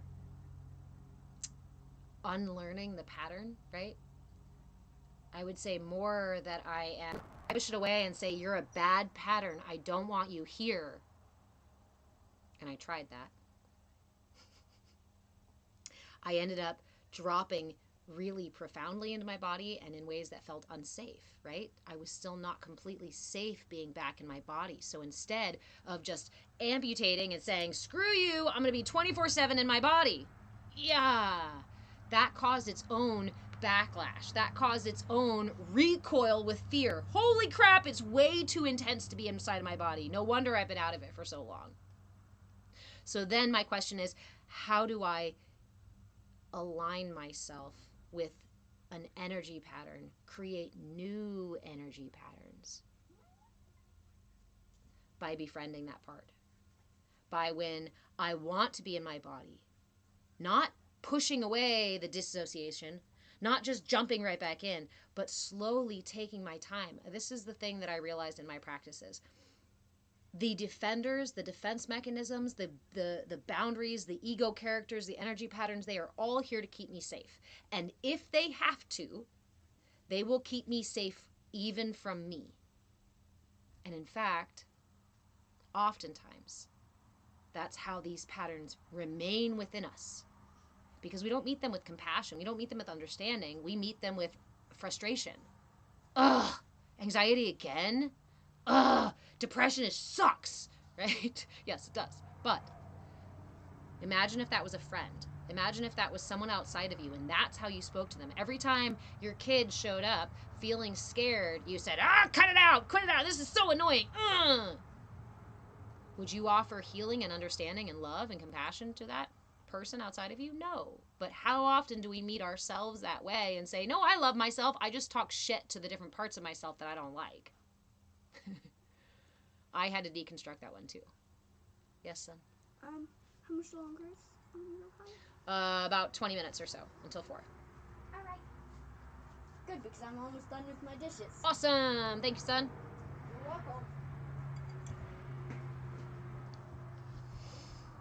If you are interested in exploring this concept of creating these characters with self, I encourage you to research internal family systems. It's the framework that I work from and have for quite a long time.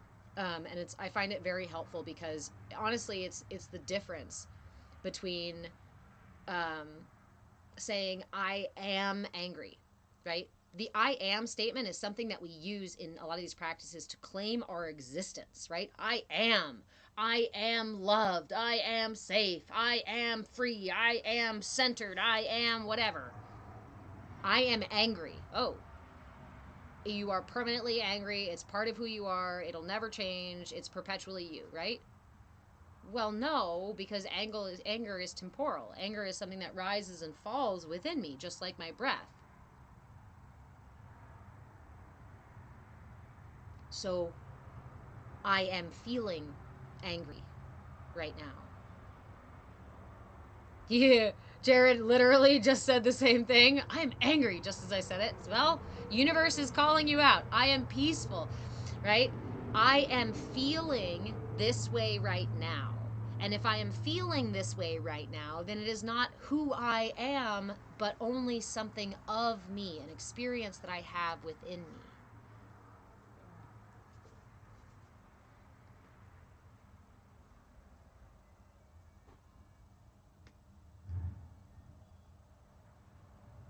Yeah, we here been studying this.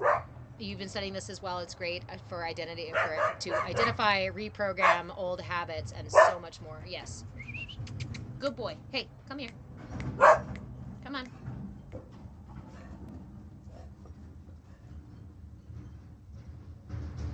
Come here. Thank you, dog. He's a good boy. He's a good boy.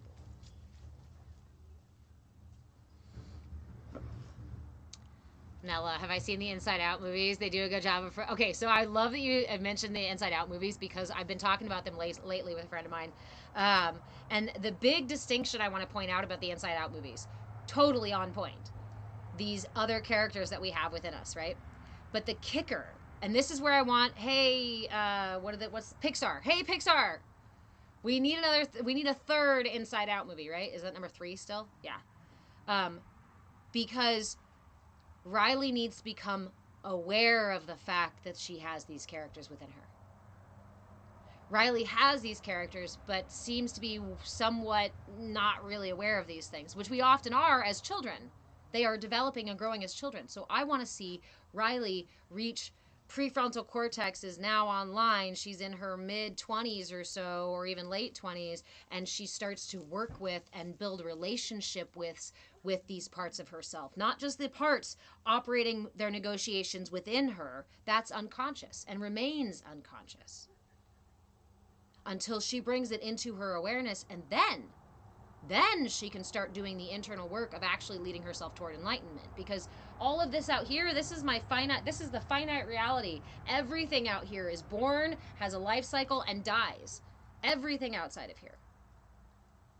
With enlightenment, we seek something that is beyond the temporal. beyond the dualistic, beyond the left and right, rise and fall, black and white, day and night, beyond the good and bad, but something that's perpetual.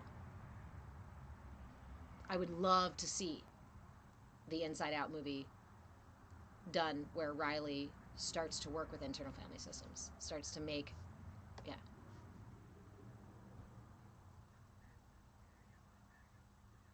But that's an important piece, because until we start to reflect inside of ourselves on these things, it remains unconscious programming. And if you notice, Riley doesn't seem to have a whole lot of control over those things. Yes, she's learning emotional intelligence, and that is a step in the direction of aligning those characters, of befriending those characters within ourselves. But it's a whole nother level when you can close your eyes, right? Or not. Like for me, let's use the grocery store. I'm going to the grocery store, and as soon as I land in the parking lot, suddenly anxiety grabs me by the guts, right? And takes me by the throat and is like, we are not going in that store. Something terrible is going to happen. I don't know what it is, but I'm sure that it's going to happen. You guys have those characters, and you have road rage characters, anxiety characters, depression characters. Everything is terrible. And it'll never be okay. When we treat these energies like they are literally somebody sitting beside us,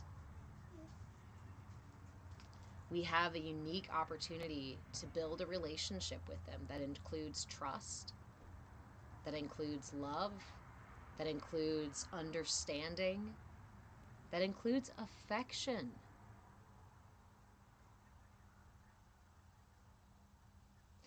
I used to feel weird about the self-care baths, right? Where you're supposed to be all sweet to your body. Mind you, I was disconnected from my body for a long fucking time, right? So I would go and try to do these self-care showers or baths where I'm supposed to be loving to my body while I wash it, and I'm just like, oh, this is so weird. This is so awkward. This is After understanding internal family systems and starting to create characters for the disassociated part of me and these other pieces, that experience totally changed. Yeah, it made it easier to see myself as that part of me who didn't want to be in my body, and then to love me through that, not to pretend that I loved being in my body, right? Oftentimes I think we use these things and just fake it till you make it kind of deal.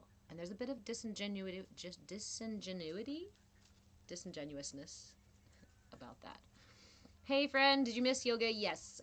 So yoga is, we do 30 minutes of tiny yoga at the very beginning of class, which is at 2 o'clock. Remember, my classes are Monday, Wednesday, and Friday, live on TikTok and YouTube from 2 to 4 p.m. Pacific time. Mondays, we do yoga nidra, and I do it on a loop. Fridays, we do tiny yoga, and we do 30 minutes right at the beginning. And then we do chat, Dharma talk afterwards, and Wednesdays are our CAYA classroom space where I talk about this stuff and the whole topic for each month. So if you missed class and still want your 30 minutes of tiny yoga, the replays are on YouTube. Like I said, currently the classes for 2025 are completely open right now. Everything before 2025 is in an archive replay membership. So for those of you who want more classes, so it's 3:45 where I am. Yes, it's 3:45 right here. So if you want other classes, past classes, I have a lot of great content from last year. I've got more than a year of content of classes on YouTube, and all of those are closed down in a membership as a way for me to generate a little bit of revenue doing this. I offer the classes in real time for free. You're very welcome, friend. In real time for free. Replays are via membership. But for now, the 2025 classes are open. I imagine by April, I'm going to close those down as well. I will leave things open for a month at a time, 30 days at a time, and then close down the videos so that we can have that membership that offers value to folks who are on the replay membership. And that is available at patreon.com/move with change. Link in bio. Of course.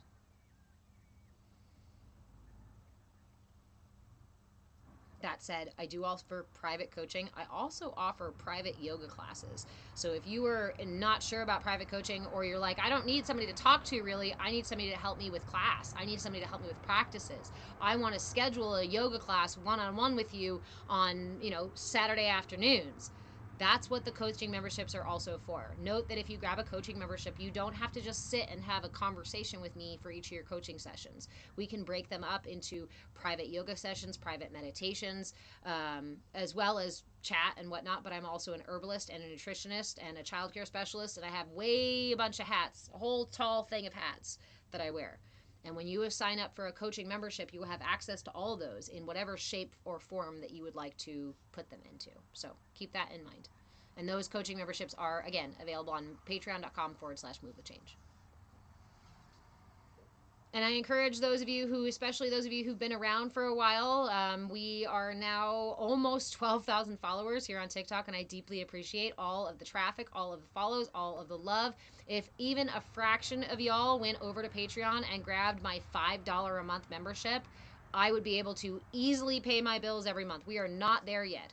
And I know it's hard to go from one platform to another, but I encourage those of you who genuinely enjoy this free content to go grab a $5 membership, because if I don't have people with memberships, then I won't be able to keep teaching these classes, especially if you didn't just find me. You know who I'm talking to.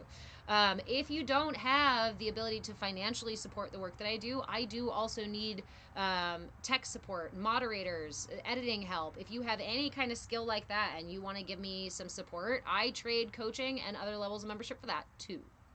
Dollar is not king in here. Information is. Knowledge is power. Knowledge is power, and those that control the information control the paradigm. They write the fucking narrative. And I personally am really tired of being puppeted by a narrative that has nothing to do with my wellness, my self-actualization, or my neighbors. If you are also feeling the squeeze of the universe encouraging you to grow and enlighten yourself so you can step the fuck out of the matrix and all of its trappings, then my friends, come join me, either in these free classes or in our Discord space where we have a growing community there, or in group or private coaching sessions. Whatever degree that you want to dive in, there is availability for it. And in fact, my whole goal through 2025 in exploring the energy body the way that we are, remember, so here's our schedule. January, we talked about the aura.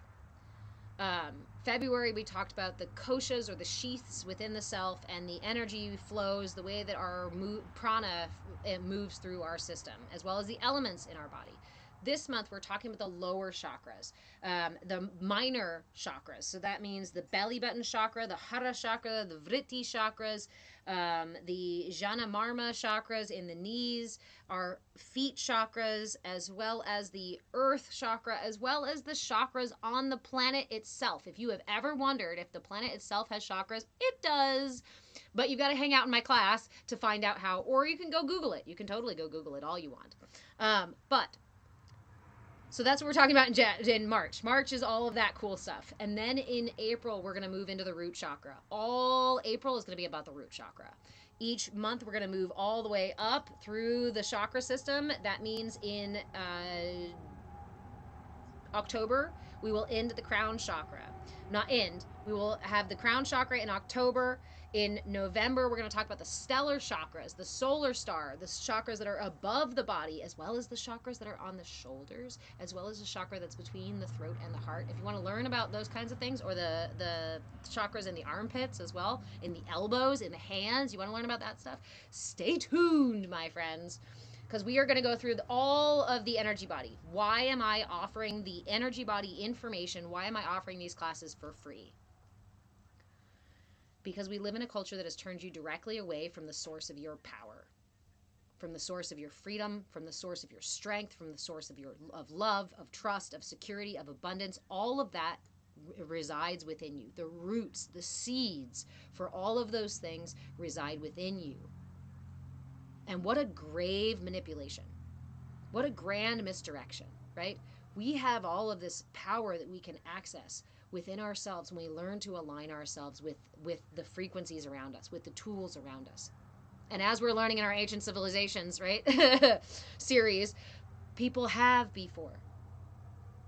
We have had real life humans in our own history books that have enlightened and aligned themselves with these things, that have brought the teachings of healing to humanity again and again and again.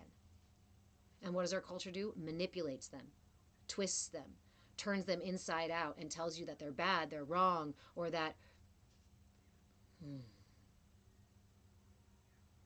it's one of those things that makes me a lot bit irate, to realize that our culture is intentionally manipulating us out of our personal power. So this year, I'm offering all these tools for free. I was going to create a journal to go with this series, and I realized that to put all the stuff I wanted in there, it was going to be a big, fat, expensive book. And again, that's part of the matrix, that dollar bill limitation gatekeeping thing. So instead, I created a 4-page PDF, and I have it in my shop as a $5 download. You can print those 4 pages off as many stinking times as you want to. You use these 4 pages to do personal assessments each day, or whatever days you choose to do them, to keep track of the tools that you are learning through my content, through my classes, or in the Discord, or just by asking questions.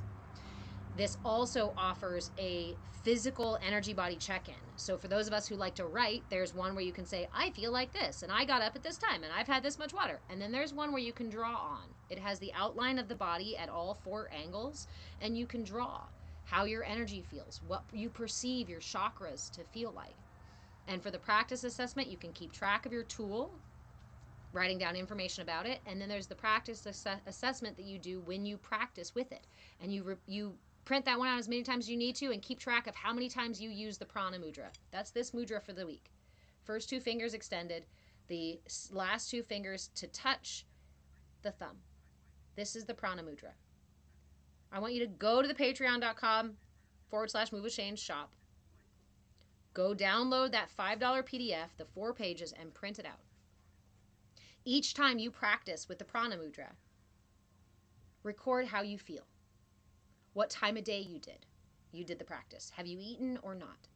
Where did you feel the energy? And how did you feel after? And if you notice hours later that something is different, maybe come back and be like, hey, I noticed this thing after I tried practicing this mudra for a while. How long did you practice? What other things did you do with it, right? Why is this important? You could go buy a book on chakras. You can go take a course on mudras. You can go Google about pranayama and visualizations, and you can find meditations on YouTube and Spotify and all sorts of things, right? But those are standardized, run-of-the-mill, here's the info. Because that's all we can really do as teachers. I have the information here. Here it is. But when you receive that information and you use your inner guru via your inner light map, and you keep track of these things, and you take notes of these things, and you journal about these things, by the end of 2025, you will have your map. You will have your list of tools. You will have an entire year's worth, or however long you put energy into it, assessment of how your energy body moves and breathes and experiences life and interacts with the world around you.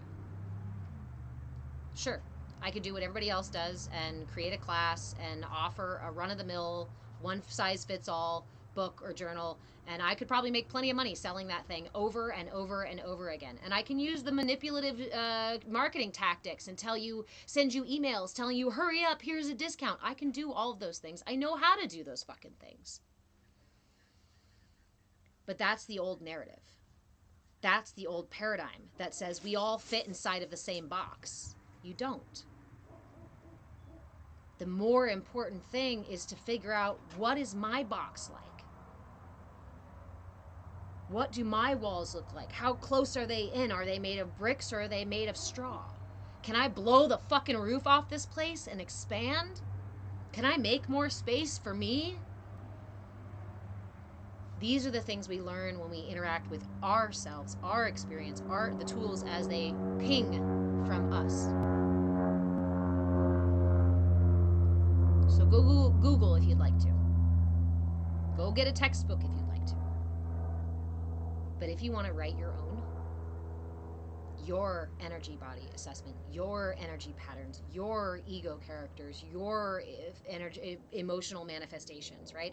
Your programming. You want to rewrite that, you first have to figure out how it's written.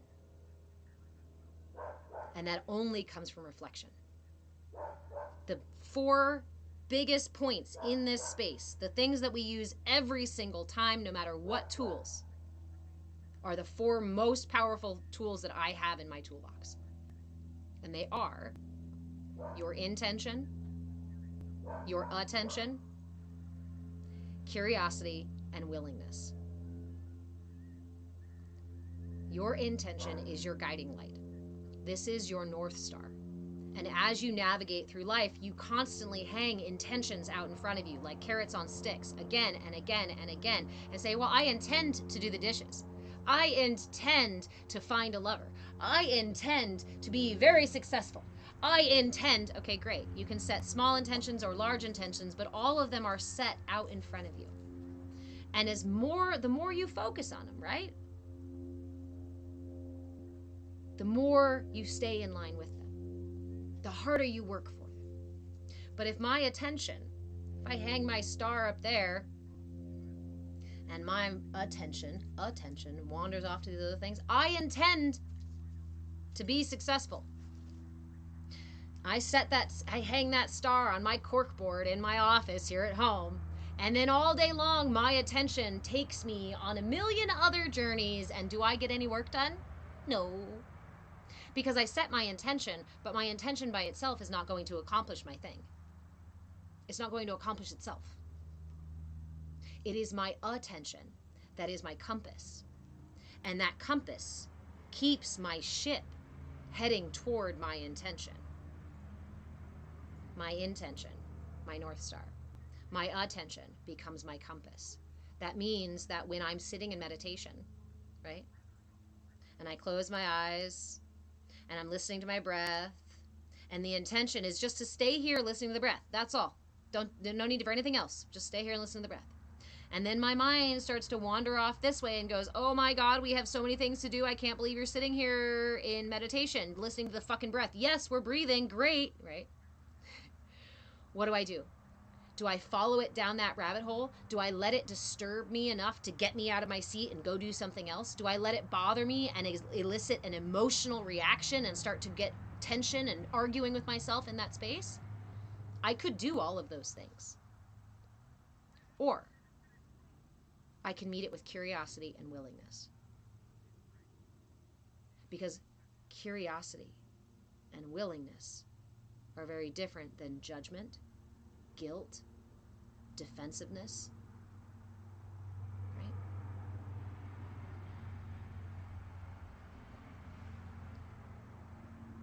This year, in this space, with these tools, I invite you to practice with me, hanging your intentions out in front of you. Keeping your attention, using your attention as your compass to keep your energy, your attention directed on your intention so that you know where you're going intentionally. Instead of being pulled off course by our emotions and running into a storm or crashing on the rocks or ending up docking in a village that really is not the place you wanted to be. Wait, I set my intention over here. I was looking for a partner and somehow I got derailed and I ended up over here. Yes, I'm with a partner, but this sucks. How did that happen? My unconscious patterns. The energy patterns and the programming and beliefs that occur within me that are actually driving my ship. For most of us, those characters, ego characters, emotions, energy patterns, those are the things driving our ship. And if you've ever had a conversation with your ego or your anger or sadness, you may realize that they are not the most mature, not the wisest part of your crew.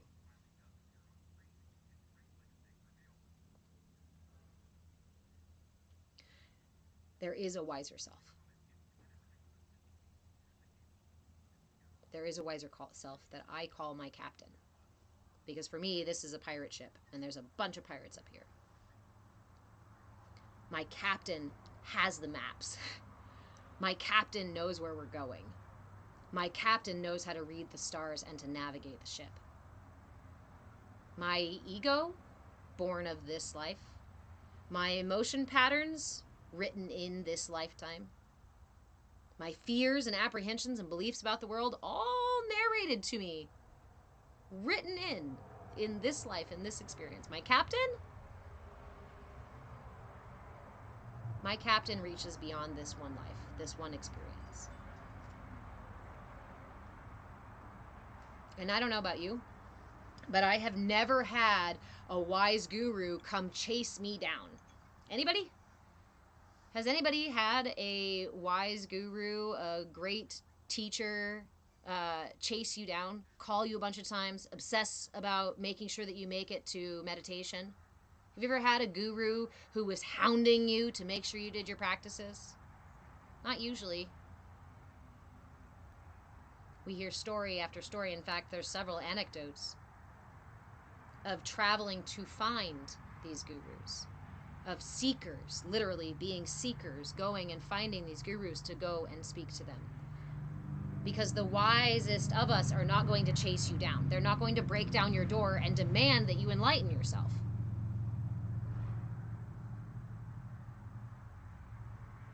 It takes cultivating an inner guru. It takes cultivating the willingness, the curiosity and willingness to receive from a teacher, to find that teacher, the wiser self within.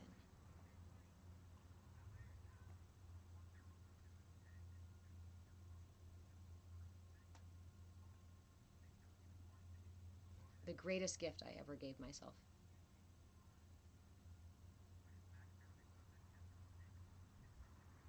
was to accept that I am not the wisest part of me.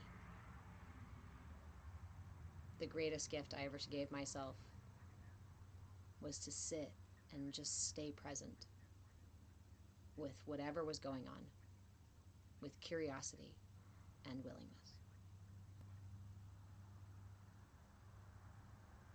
The gifts I have received from curiosity and willingness are exponentially more than I have received from trying to fight myself, shame, blame, guilt myself, or control myself. So if you want to take this radical journey with me, if you want to chart your energy patterns and your energy body and your inner characters, then stick around. You can either, again, find me live Monday, Wednesday, and Friday on TikTok and on YouTube. Please follow me on both platforms. I move a change on both platforms. Replays are on YouTube in case you miss class. Come join us in our Discord. It's a totally free space to hang out and engage with this kind of content and have discussions with other people on these journeys. And then also go to my Patreon page and snag a membership. It is you guys that keep my internet on. It's you guys that keep the bills paid. It's you guys that keep me able to continue offering these free classes. Every membership has different perks at different levels. I have one as low as $5 a month, and I have one as high as $4,000. That's a whole nother level of coaching. And before you apply for that one, before you sign up for that one, please send me a message. Yeah.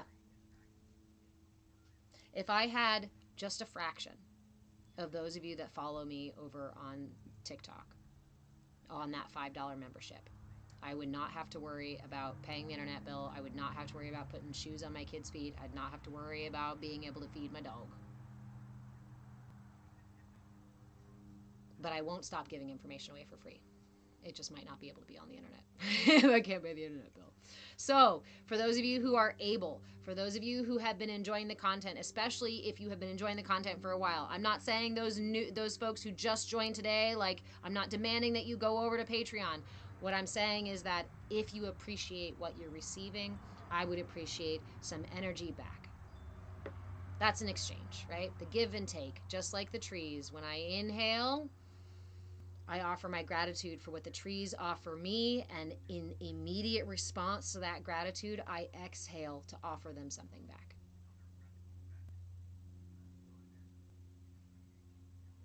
I love you all so much. Thank you so much for joining me today. For those of you who are in the Discord, we are having our watch party here in just slightly less than an hour. At 5 o'clock we start. There's always a schedule pinned at the top of my content in both places, as well as in Discord, as well as on Patreon. So if you have any questions about when classes are, check out the schedules. You can always send me a message on any of the platforms and ask me your questions if you have any of them. I love you all, and I will see you in the watch party tonight at 5 o'clock in 1 hour in Discord. So if you want to join us for the watch party, you have to be in Discord. I will watch on TikTok and on Patreon to make sure that folks are getting in if they want to come join us for that today. All right. I love you all so much. Thanks for a great session outside.